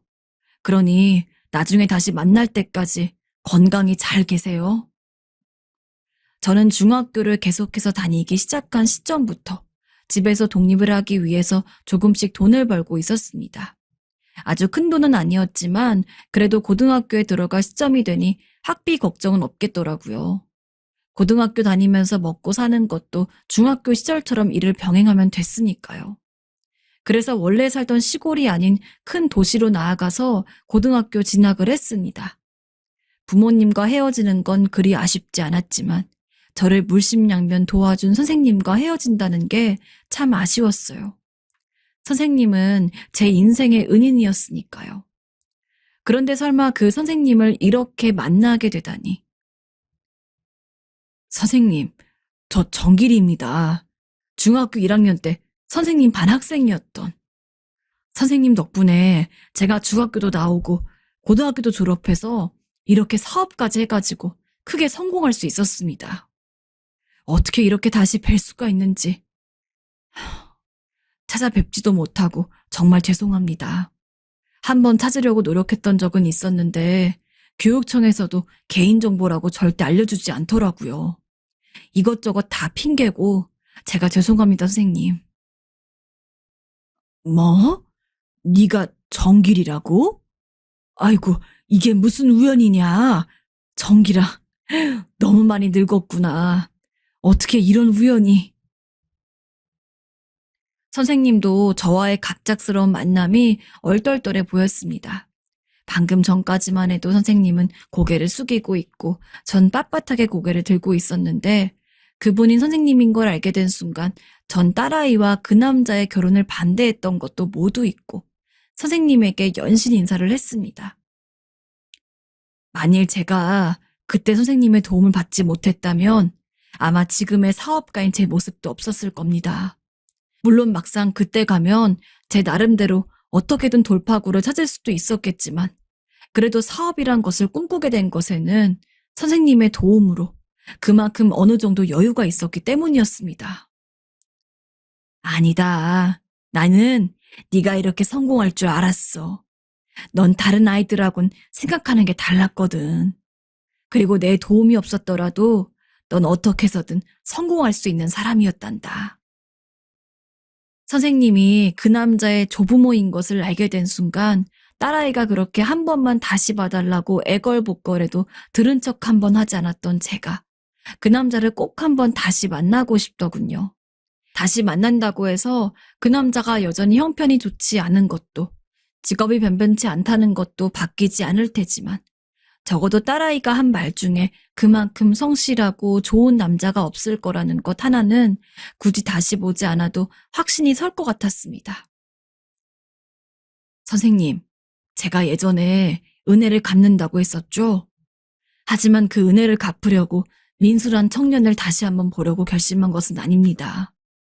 이렇게 나이를 먹었는데도 제가 아직도 보는 눈이 모자라서 선생님 같은 좋은 분 아래에서 성실하게 살았을 그 청년을 알아보지 못한 제 값을 치르고자 할 뿐입니다. 민수를 다시 한번 봐주겠다니 너무나 고맙다. 그나저나 정길이니가 이렇게까지 성공을 했다니 내 마음이 다 뿌듯하구나. 그동안 얼마나 열심히 노력했을지. 전부 다 선생님 덕분입니다. 선생님이 아니었으면 전 겨우 초등학교나 졸업한 시골 촌뜨기로 남아 있었겠죠. 하지만 선생님이 제가 중학교에 다닐 수 있도록 도와주셨기 때문에 전 포기하지 않고 고등학교까지 갔고 이후에 이렇게 사업까지 할 수 있었습니다. 멀리 떠나온지라 선생님과 연락이 끊겼지만 단 한 번도 선생님을 마음속에서 잊은 적은 없습니다. 이렇게라도 만나뵐 수 있어서 너무나 기뻐요, 선생님. 그날 저녁 한참 동안 선생님과 오랜 회포를 풀었습니다. 선생님은 어떻게 지내셨는지, 전 서울에 가서 어떻게 살았는지, 하루가 모자라도록 이야기를 나누고 나니까 사실 그 민수란 청년에 대해서도 이미 여러 차례 긍정적으로 생각을 해보게 되더군요. 그리고 며칠 뒤 딸과 예비 사이를 집으로 불렀습니다. 그리고 이야기를 했습니다. 내가 미안하네. 자네를 너무 몰라봤어. 할아버지께 들어서 알겠지만 난 선생님의 제자였어. 내가 어린 시절 할아버지에게 대충 제자라고 이야기를 들었던 사위는 제가 자세한 이야기를 해주니 꽤나 놀라더군요. 딸은 그저 우린 천생연분이라면서 좋아하고 있고요. 지금은 어떻게 됐는지 궁금하십니까? 저희 딸과 그 청년은 결혼을 했습니다. 저희 쪽이 신혼집을 내주어서 선생님 집에서 그리 멀지 않은 곳에서 살고 있어요. 사위는 어떻게든 돈을 벌어보겠다면서 시를 쓰는 일을 그만두겠다고 했지만 제가 말렸습니다. 자네가 그렇게 하고 싶은 일이라면 한번 마음먹고 해보게나. 사나이가 꿈 한번 제대로 펼쳐봐야지. 뒷바라지는 우리가 다 해줄 터이니까 우리 사위 하고 싶은 거 다 해봐. 아직 특별한 성공을 거두진 못했지만 매일매일 열심히 하는 사위를 보면 분명 언젠가는 빛을 볼 거라고 생각합니다. 여러모로 딸이 아깝다고 생각해서 말렸던 결혼인데 막상 둘이 결혼해서 사는 것을 보니까 제가 너무 겉으로 보이는 외부적인 조건에만 신경을 썼던 게 아닌가 싶어요. 진정으로 행복한 결혼은 됨됨이가 된 사람들끼리 만났을 때야 가능한 것을 이번 일로 인해서 저 또한 많은 진리를 깨닫게 된 것 같습니다. 앞으로도 저희 딸 그리고 사위를 응원하면서 선생님과도 자주 뵙고 행복하게 살겠습니다. 전 현재 30대 중반의 임산부이고 힘든 시기를 보내고 있어요. 누구나 다 힘드시겠지만 요즘 같은 때에 임신을 하고 있다 보니 검사 받는 거나 참 많은 게 까다롭더라고요. 하지만 이런 사정들보다 저를 더 괴롭게 하는 것이 있는데 친구들에게 말했더니 하나같이 왜 그러고 사냐는 말들만 들려와서 더 저를 힘들게 해요. 저보다 결혼 생활을 오래도록 해보신 어른분들께 좀 더 이성적인 답을 얻고 싶어요. 전 결혼한 지 2년 정도 되었고 대학 때 잠깐 알고 지냈다가 직장 생활 때 다시 만나게 된 남자친구가 지금은 남편이랍니다. 사실 남편과의 관계는 아무런 문제가 없고 우리의 결혼 생활은 무난하게 흘러가고 있어요. 하지만 늘 의도치 않게 부딪히게 되고 싸우게 되는 것이 있었으니 바로 시어머니 때문이에요. 어머니는 정말 제가 눈만 살짝 감아도 그 형상이 살짝 떠오를 정도로 보통 스트레스를 주시는 분이 아니거든요. 연애할 무렵에는 남편이 독립해서 혼자 살고 있었기 때문에 마주칠 일도 거의 없었는데 막상 아들 장가 보낼 무렵쯤부터 계속 저한테 이래라 저래라 하시더니 결혼하니까 왜 그렇게 간섭이 심하신 걸까요? 오죽하면 보다 못한 저희 친정언니도 시어머니께 대들 정도였어요. 사실 저희 언니와 저는 엄청나게 사이가 좋은 자매간도 아니지만 오랜만에 신혼집에 놀러 왔다가 시어머니로 인해 마음고생하고 있는 동생이 좀 안 돼 보였나 봐요. 그날은 언니가 제 임신 소식을 듣고 이것저것 선물들을 사서 왔었거든요. 언닌 제가 얼마나 임신을 원했는지 아주 잘 알고 있었어요. 본래 결혼하고 좀 더 시간을 갖고 낳으려고 했지만 시어머니가 하도 성화를 부려대는 통에 어쩔 수 없이 그보다 더 일찍 갖게 된 것인데요. 아기 소식이 늦어질 때마다 어찌나 달마다 저를 볶아대시던지 너무 스트레스를 받았어요. 아무튼 그때는 그럭저럭 넘어갔는데 이날 언니가 우리 집에 와서 밥을 같이 먹고 있었거든요. 그런데 어머니가 전화를 대뜸 걸어오신 거예요. 너무 받기 싫었지만 안 그러면 또 집에 찾아오실 것 같아서 어쩔 수 없이 받았어요. 근데 어쩜 그렇게 자기 입장에서만 말씀을 하시는 걸까요? 옆에서 조용히 밥을 먹던 언닌 스피커폰 너머로 들려오는 어머니 목소리를 듣더니 점점 얼굴이 차갑게 굳더라고요. 예, 희선아, 너 지금 어디냐? 나 여기 역 앞 백화점인데 이것저것 샀더니 너무 무겁다. 얼른 나와서 이거 같이 떠밀고 가자. 네? 지금요? 이 말을 들으니 너무 화가 났어요.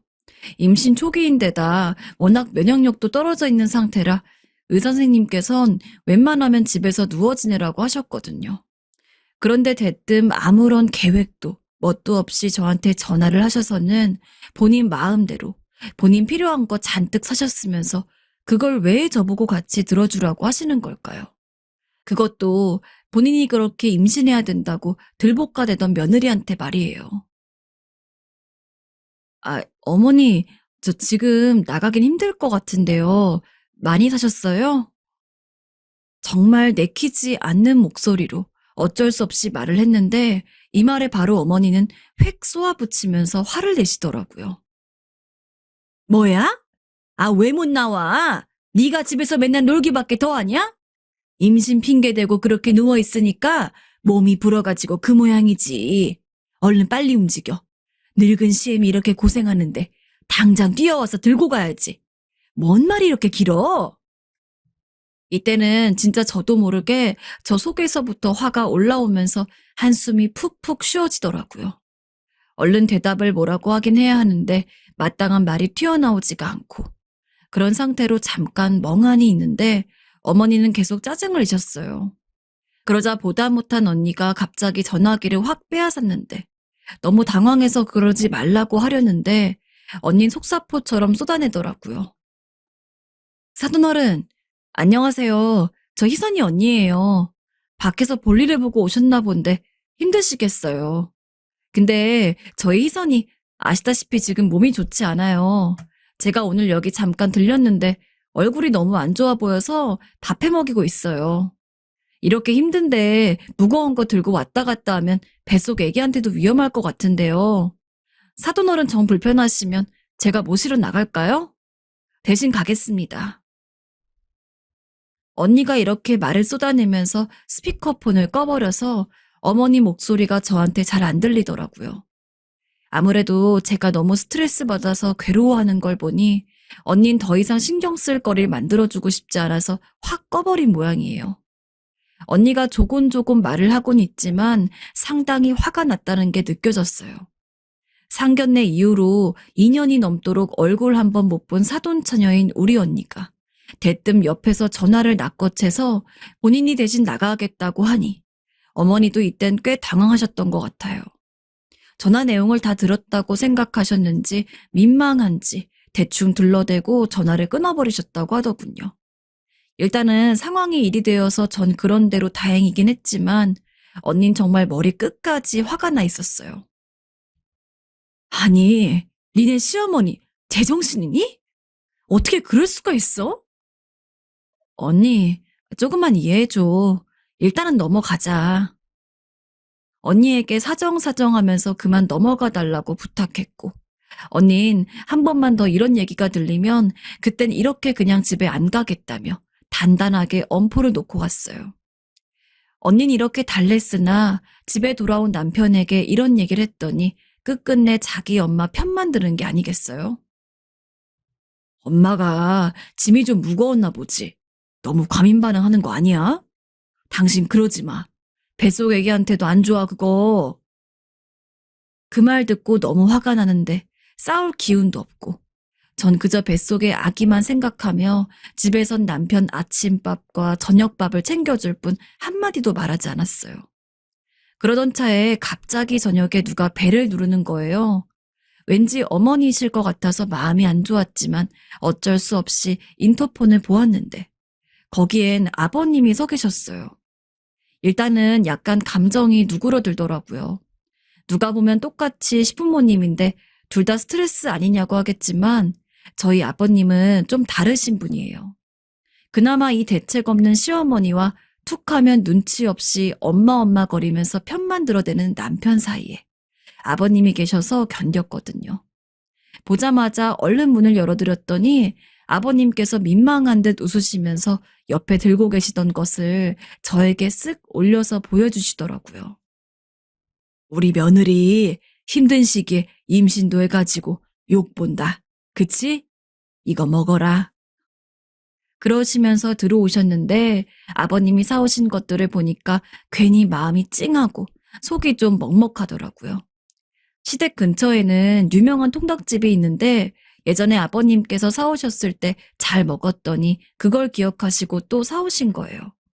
이제 막 튀겨내어 뜨끈한 통닭을 한 봉지에 사오시고 그 옆집에 있는 찹쌀 고로케까지 큼직하게 2봉지를 사오셨더라고요.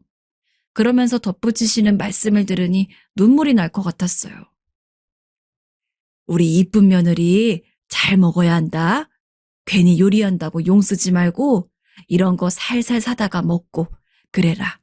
또 말하면 내가 사다 줄게. 감사합니다, 아버님. 그러시면서 꽈배기니 뭐니 넉넉하게 사왔으니 냉동해 두고 그때그때 돌려 먹으라고 세심하게 말씀해 주시는데 정말 이 집에서 나를 생각해 주는 건 아버님밖에 없는 것 같았어요. 왠지 모를 서러움에 눈물이 차오르는데 보면 놀라실까봐 꾹 참았어요. 저 불편할 거라며 얼른 전달만 해주시고 바로 가버리셨는데 너무 감사하기도 하고 죄송해서 문자로 이런저런 마음들을 담아 보냈어요. 그러고 나서 괜히 마음이 불편하기도 해서 아버님, 어머님 평소 좋아하시는 양념 불고기를 재다가 남편을 통해 갖다 드리게 했답니다. 남편도 제가 직접 가진 않았지만 어찌되었건 이걸 화해의 제스처로 받아들이고 본인도 마음이 조금 편해진 것 같더라고요. 그렇게 그냥저냥 시간을 흘려보내면서 한동안 어머니와의 연락도 줄어들었는데요. 그게 길어봐야 한 달을 넘진 않더라고요. 좀 조용하시길래 본인도 느끼신 게 있으셨겠지 싶었지만 아니나 다를까 사람은 쉽게 바뀌지 않는 것 같아요. 이제 저도 입덧이나 이런 것도 거의 사라진 데다가 심한 빈혈 상태도 좀 좋아져서 집에서 적당히 움직이고 있었는데요. 그때 어머니가 전화를 걸어오신 거예요. 아, 어머니, 안녕하세요. 그러자 어머니는 또 여지없이 본인 할 말부터 하시는데 어째 기미가 좋지 않더라고요. 응, 너 집이지? 나 지금 역 앞인데 얼른 여기 와서 이것 좀 같이 들어다 줘라. 내가 웬만하면 너 안 부르려고 했는데 진짜 이러다가 사람 죽겠어서 전화한 거니까 얼른 나와. 말 하나하나 너무 이해가 안 가고 화가 치밀어 오르더라고요. 아니 누가 그렇게 뭘 잔뜩 사라고 시키기라도 했나요? 그리고 시댁 근처에 아버님 가게도 있으신데 어머니는 굳이 저를 불러서 오라가라를 또 하시는 거예요. 너무 짜증이 났지만 솔직히 언니와의 일도 있고 이런 걸로 남편이랑 또 싸울 수도 없고 얼마 전 아버님이 다녀가셨던 거 생각하니까 마음도 썩 좋지 않아서 결국 알겠다고 전화를 끊었어요. 하지만 일단 가겠다고 마음을 먹어놓고도 준비를 하는 내내 너무 짜증이 일어나더라고요. 날도 너무 더워서 노약자들도 위험하다고 하는 날씨이고 어머니 본인도 노약자인 걸 알겠지만 임산부인 저도 그 안에 속한다는 것을 모르시는 건지 정말 너무 갑갑했어요. 가뜩이나 땀도 많고 빈혈도 있어서 그냥 잠깐 집 코앞 마트만 다녀와도 영 기분이 별로인데 버스 타고 20-30분 정도 걸리는 시댁 근처 지하철 역 앞으로 데리러 오라니요. 거기서부터 어머니 댁까지는 걸어서 또 15분 정도는 들어가야 해요.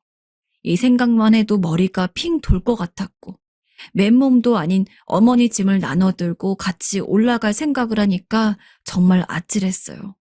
일단은 체력을 아껴둬야겠다는 생각이 들어서 우리 집에서 그 역까지만이라도 무리해서 버스 타지 말고 택시로 가서 내린 다음에 거기서 올라가야겠다는 생각이 들었어요. 사실 반대로 생각하면 거기까지 버스로 간 다음에 어머니와 둘이 택시를 타는 게 정상인데요. 우리 어머닌 결혼 초부터 저한테 그렇게 전략이니 뭐니 하도 성화를 부리시면서 아껴 쓰란 말을 시시콜콜 하시는 분이에요. 당연히 싫어하실 게 뻔하고 그날 더운 땡볕 아래 어머니 짐 들여다 드리면서 야단까지 맞고 싶진 않거든요.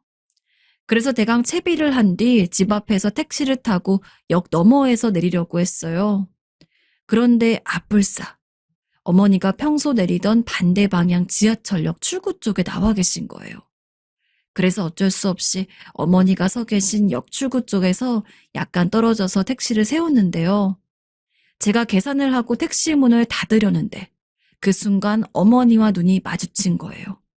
순간 저도 살짝 긴장되면서 이 꼴을 보여서 어쩐다 싶어 가슴이 콩닥콩닥 뛰더라고요. 그런데 어머닌 제가 가까이 가자마자 무슨 부모의 원수라도 보듯 말도 안 되는 눈초리로 저를 노려보시면서 호통을 치시더라고요.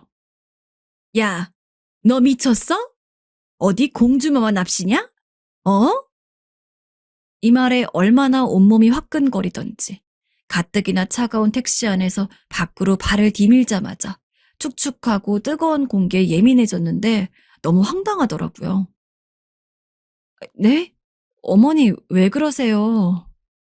저도 받아쳐서 말을 하려고 하는데 옆에 지나가던 사람들의 시선이 저에게 몰리고 있던 사이 어머니는 그 길로 바로 손을 들어 제 어깨를 확 밀치는 게 아니겠어요? 전 그때 눈도 제대로 못 뜨고 고개도 들지 못한 채 정말 말 그대로 멍청하게 서서 눈만 껌뻑이고 서 있었어요. 들고 있던 가방이 조금 있다가 제 손에서 툭 떨어져 나갔고요. 이게 진짜 돈이 무서운 줄 모르고 정신 나간 망아지처럼 써대네? 네 남편이 어떻게 해서 돈을 벌고 살고 있는데 그걸 땅에다 이렇게 쓸고 다녀?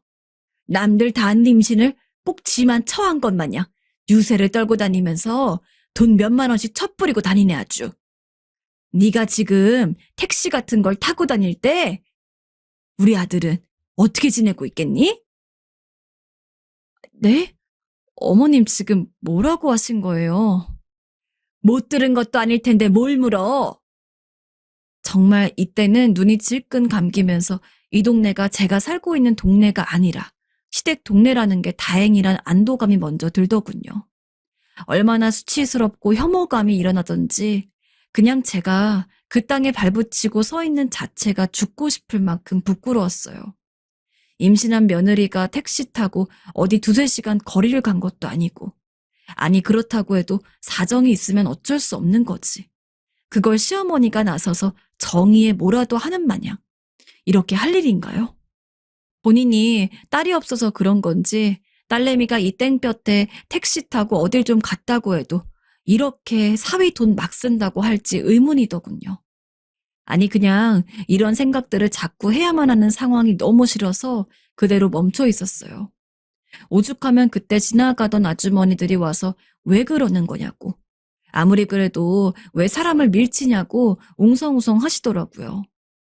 어머닌 그러거나 말거나 당장 짐 들고 쫓아오라고 소리를 질러대시는데 전 그 자리에 더 있고 싶지가 않았어요. 하지만 어머니가 그대로 다시 돌아오셔서 제 어깨를 툭툭 치시고 이마를 손가락으로 톡톡 쳐가며 너 지금 뭐 하는 거니? 나 따라오라고 하더라고요. 그게 너무 짜증이 나서 어머니 손목을 툭 치워버렸어요. 어머니, 저한테 손대지 마세요. 따라갈 테니까. 그랬더니 어머니는 이글거리는 눈으로 저를 노려보면서 씩씩대시더니 갖고 있던 짐을 저에게 던지시더라고요. 그걸 일단은 들고 가는데 역 출구와 버스 정류장에 서 있던 사람들이 시어머니와 며느리인가 보다며 며느리 불쌍하다고 쑥덕거리더라고요. 그렇게 아무 말 없이 올라가는 내내 어머니가 욕 비슷한 뭔가를 꿍얼거리면서 짜증을 내시는데도 전 증오에 가득 찬 눈초리로 그 뒷모습을 보며 그냥 묵묵히 따라 올라가기만 했어요. 정말 다리에 힘이 빠지고 이 미친 듯한 더위도 더위지만 어머니가 저한테 한 일을 생각하니까 진짜 중간에 다 던져버리고 갈까. 그러면 나한테 남은 앞일은 뭐려나. 이혼밖에 없겠지. 등등의 생각들만 떠오르더군요. 저 한심한 남편은 보나마나 또 본인 엄마 편이나 들고 있을 테니까요. 그런 생각들을 하면서 어머니와 간격을 두고 올라가고 있는데 갑자기 빵빵거리는 소리가 들렸어요. 뒤를 돌아보니 글쎄 그건 아버님의 차였어요. 아버님께서 창문을 열고 반갑게 인사하시면서 타라고 하시는데 어머님은 저를 획 째려보시더니 얼른 조수석에 올라타시곤 문을 쾅 닫아버리시더군요. 저도 겨우 올라타니 차가운 에어컨 바람이 바로 훅 들어오는데도 정신이 없었어요. 온 얼굴과 온몸이 땀으로 범벅되어 눈을 뜰 수가 없을 지경이었고 스트레스도 아주 극렬한 상태였으니까요. 그런 와중에 아버님이 저한테 말씀을 거시는데 전 정말 그때 도저히 참을 수가 없었습니다.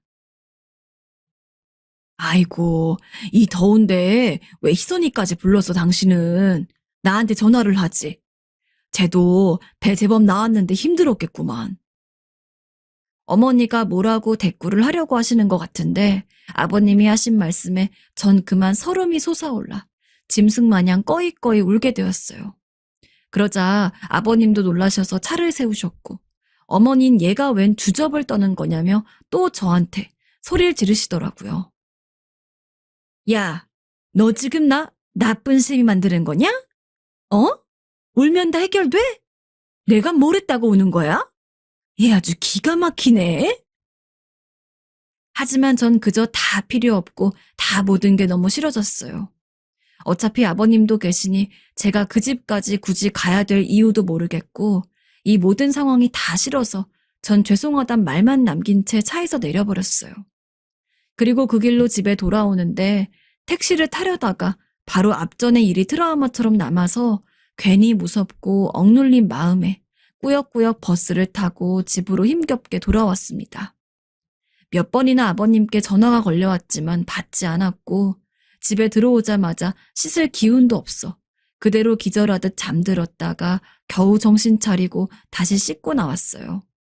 이번에는 남편에게 전화가 걸려왔길래 도저히 참을 수가 없어서 남편한테 전화를 걸었어요.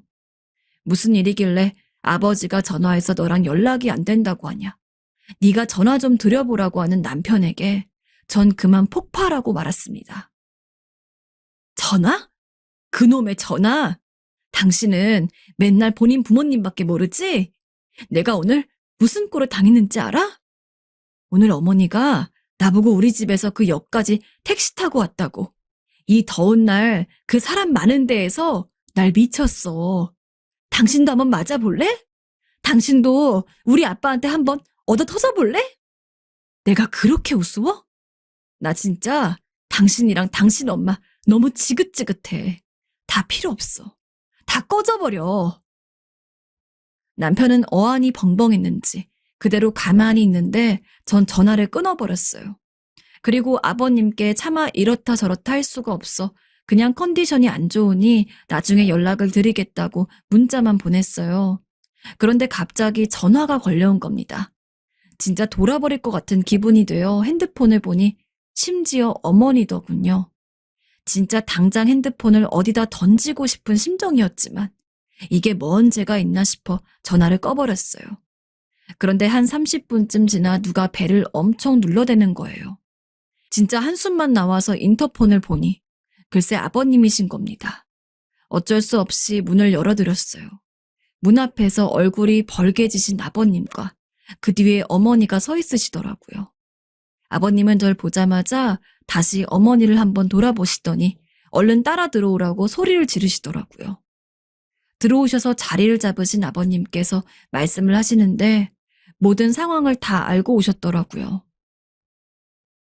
기선아, 내가 네 신랑한테 얘기 다 듣고 왔어. 네가 많이 속상했겠구나. 어쩌냐, 내가 너무 미안하다. 대뜸 아버님께서 이렇게 사과를 하시고 벌겋게 상기된 얼굴로 말씀을 하시니 진짜 울고 싶더라고요. 아버님이 이러실 리도 아닌데 말입니다. 아니에요, 아버님. 그런데 그런 와중에 갑자기 옆에 뾰루퉁하게 앉아있던 어머니를 툭툭 치시더니 얼른 저에게 사과하라고 하시는 거예요. 그랬더니 어머니가 같이 소리를 막 내지르시더군요. 뭔 사과예요, 사과는? 당신은 왜 여자들 일에 껴가지고 일을 크게 만들어요? 이런 모습을 보니 진짜 혈압이 팍 오르면서 그냥 빨리 이 상황에서 도망만 가고 싶었어요. 그런데 갑자기 아버님이 생전 못 보던 무서운 표정으로 어머니께 호통을 치시는데 제가 외려 뒤통수라도 얻어맞은 듯 황당해서 눈을 동그랗게 뜨게 되었어요. 당신이 이따위로 살 거면 이혼해 그냥. 이혼하자고. 아버님. 저뿐 아니라 어머니도 눈이 찢어질 듯 커지셔선 아버님을 빤히 쳐다보시더라고요. 당신 진짜 애들 앞에서 할 말은 아닌데 이럴 거야 진짜? 내가 얼마나 이 꼴을 참고 살아야겠어. 당신은 내 돈 그렇게 펑펑 쓰고 다니고 맨날 빚이나 만든 주제. 남편 돈은 우습고 아들 돈은 아쉬워? 한동안 얘 장가 보내고 쥐죽은 듯 사는 것 같더니 개구리 올챙이적 생각을 못하네. 아무리 그래도 길가에서 며느리 밀쳐? 당신이 인간이면 그럴 수가 있어? 이제 없던 정도 다 떨어졌어. 당신은 진짜 반성하는 구석이 하나도 없는 인간이야. 너무나 빠르게 뭔가 중요한 것 같은 내용이 확확 지나가서 당황스러웠지만 대강 들어보니 어머니 본인이야말로 만만치 않게 사치를 하셨던 것 같더군요. 남편이 몇 년 전에 어머니랑 아버님 사이가 크게 나빠졌던 일이 있어서 조금 눈치를 보신다곤 들었는데 이게 그 얘기였나 봅니다. 생각보다 일이 너무 커진 바람에 전 이러지도 저러지도 못하고 있었어요. 근데 그때 어머니도 입술이 부르르 떨리더니 제 앞이라서 그런지 몰라도 큰 소리를 막 치시더군요. 뭐야? 당신이야말로 내가 우스워? 이혼? 까짓 거 하려면 하라지. 그깟 이혼할 거면 하자고. 참나 기가 막혀서 원. 어머님 곧장 바로 현관을 향하시더니 신발을 막 우겨 신고선 문을 있는 대로 세게 쾅 닫아버리고 후다닥 나가버리셨어요. 그런 사이 알 수 없이 불편하고 미묘한 그 정적 안에 저랑 아버님만 있게 되었는데요. 뭐가 어찌되었건 전 이런 상황을 원한 건 아니었기에 참 난처하고 당황스럽더군요. 뭐라 할 말이 없어서 우물쭈물하고 있는데 아버님이 한숨을 크게 들이쉬시더니 말씀하시더군요. 기선아, 신경 쓰지 말고 쉬어라. 오늘 일은 정말 미안하게 됐다. 면목이 없구나. 아니에요, 아버님. 죄송해요. 그러자 아버님이 획 돌아보시며 말씀하시는데 저도 은연중에 한숨이 푹 놓였어요. 네가 무슨 잘못이 있냐? 너는 그런 생각을 할 게 없어. 하나도 없단 말이다. 이번에 네가 너무 욕봤다. 내가 사과하마. 아버님이 사과하실 일이 전혀 아니었지만 그래도 누구든 간에 다독이는 말을 해주니 조금은 숨통이 트이더군요. 그렇게 아버님은 현관을 나서셨고 전 온 긴장이 풀려서 다시 침대로 가서 누워있다가 저도 모르게 잠이 푹 들어버렸어요. 눈을 떠보니 부재중 전화가 또 찍혀있는데 글쎄 또 어머니이신 거예요. 무시하려고 하는데 그새 얼마나 전화를 걸어댄 건지 그 틈새를 못 견디고 또 걸려오고 있더군요. 한 번은 받아야 할 것 같아서 일단은 받았는데 참 어이가 없었습니다. 예, 아가. 네가 니네 아버님한테 말 좀 잘해봐라. 니네 아버님 진짜 이혼할 생각인지 문도 안 열어주고 전화도 안 받아. 이거 다 너 때문에 일이 된 거니까 네가 얼른 전화해서 어머니랑 잘 좀 해보라고 설득해봐. 어? 실컷 아버님한테 같이 고래고래 소리 지르고 당당하게 나가버리시더니 언제 또 그새 다시 집으로 들어가셨나 봐요. 그런데 아버님께서 문도 안 열어주시고 꽤 강경하게 나오시는 모양입니다. 하지만 오히려 잘 됐다는 생각만 들더라고요. 제가 왜요? 제가 그렇게 말한다고 뭐가 바뀔까요? 저는 더 드릴 말 없습니다. 저도 그렇게 대충 대답하고 전화를 끊었고 그날 어머니는 시모님 댁으로 가신 것 같았어요. 그런데 이게 꽤 장기전이 되어버려서 벌써 2주 정도 지났는데도 아버님은 여전히 냉랭하시더군요. 어머닌 하루가 멀다 하고 저한테 전화를 하셔서는 빨리 아버님 설득 좀 해보라고. 저보고 다리 역할을 해보라며 하는데 도대체 뭘 어쩌라는 걸까요? 아들이 있는데 왜 저한테 이러시냐 하니 다 저 때문에 이렇게 된 일이니 제가 책임을 져야 된다는 거예요. 얼핏 보면 그 말이 맞긴 하지만 이건 뭔가 순서가 틀린 거 아닌가요? 어머닌 저를 부려먹고 그렇게 몸을 툭툭 건드려댄 것에 대해서 사과도 없으시고 여전히 저한테 갑이라도 된 마냥 명령조였거든요. 그러다 결국 제가 아무 조치도 취하지 않고 가만히 있으니 남편은 남편대로 그게 또 화가 났는지 저에게 퍼붓더라고요. 너 때문에 일이 이렇게까지 커졌는데 양심의 가책도 느끼지 않는 거야? 내가 무슨 양심의 가책을 느껴야 하는데? 그리고 전 말하면서 느꼈습니다. 애를 뱉든 뭘 했든 난 이 남자와 더는 살 수 없겠다는 걸요. 그래서 그 길로 이혼 절차 밟자고 얘기 꺼내버렸습니다. 남편도 질렸다는 듯이 그럼 어디 해보자며 동의했고요. 지금은 어떻게 되었냐고요? 저와 남편은 일단 별거 중이고 전 현재 배가 꽤 부른 상태로 친정집에서 지내고 있답니다. 사실 돌아갈 생각을 하면 너무 끔찍해서 임신했다는 사실도 잊은 채 이렇게 살고 있는데요. 저 어떻게 해야 할까요? 남편과 이혼하는 게 맞을까요?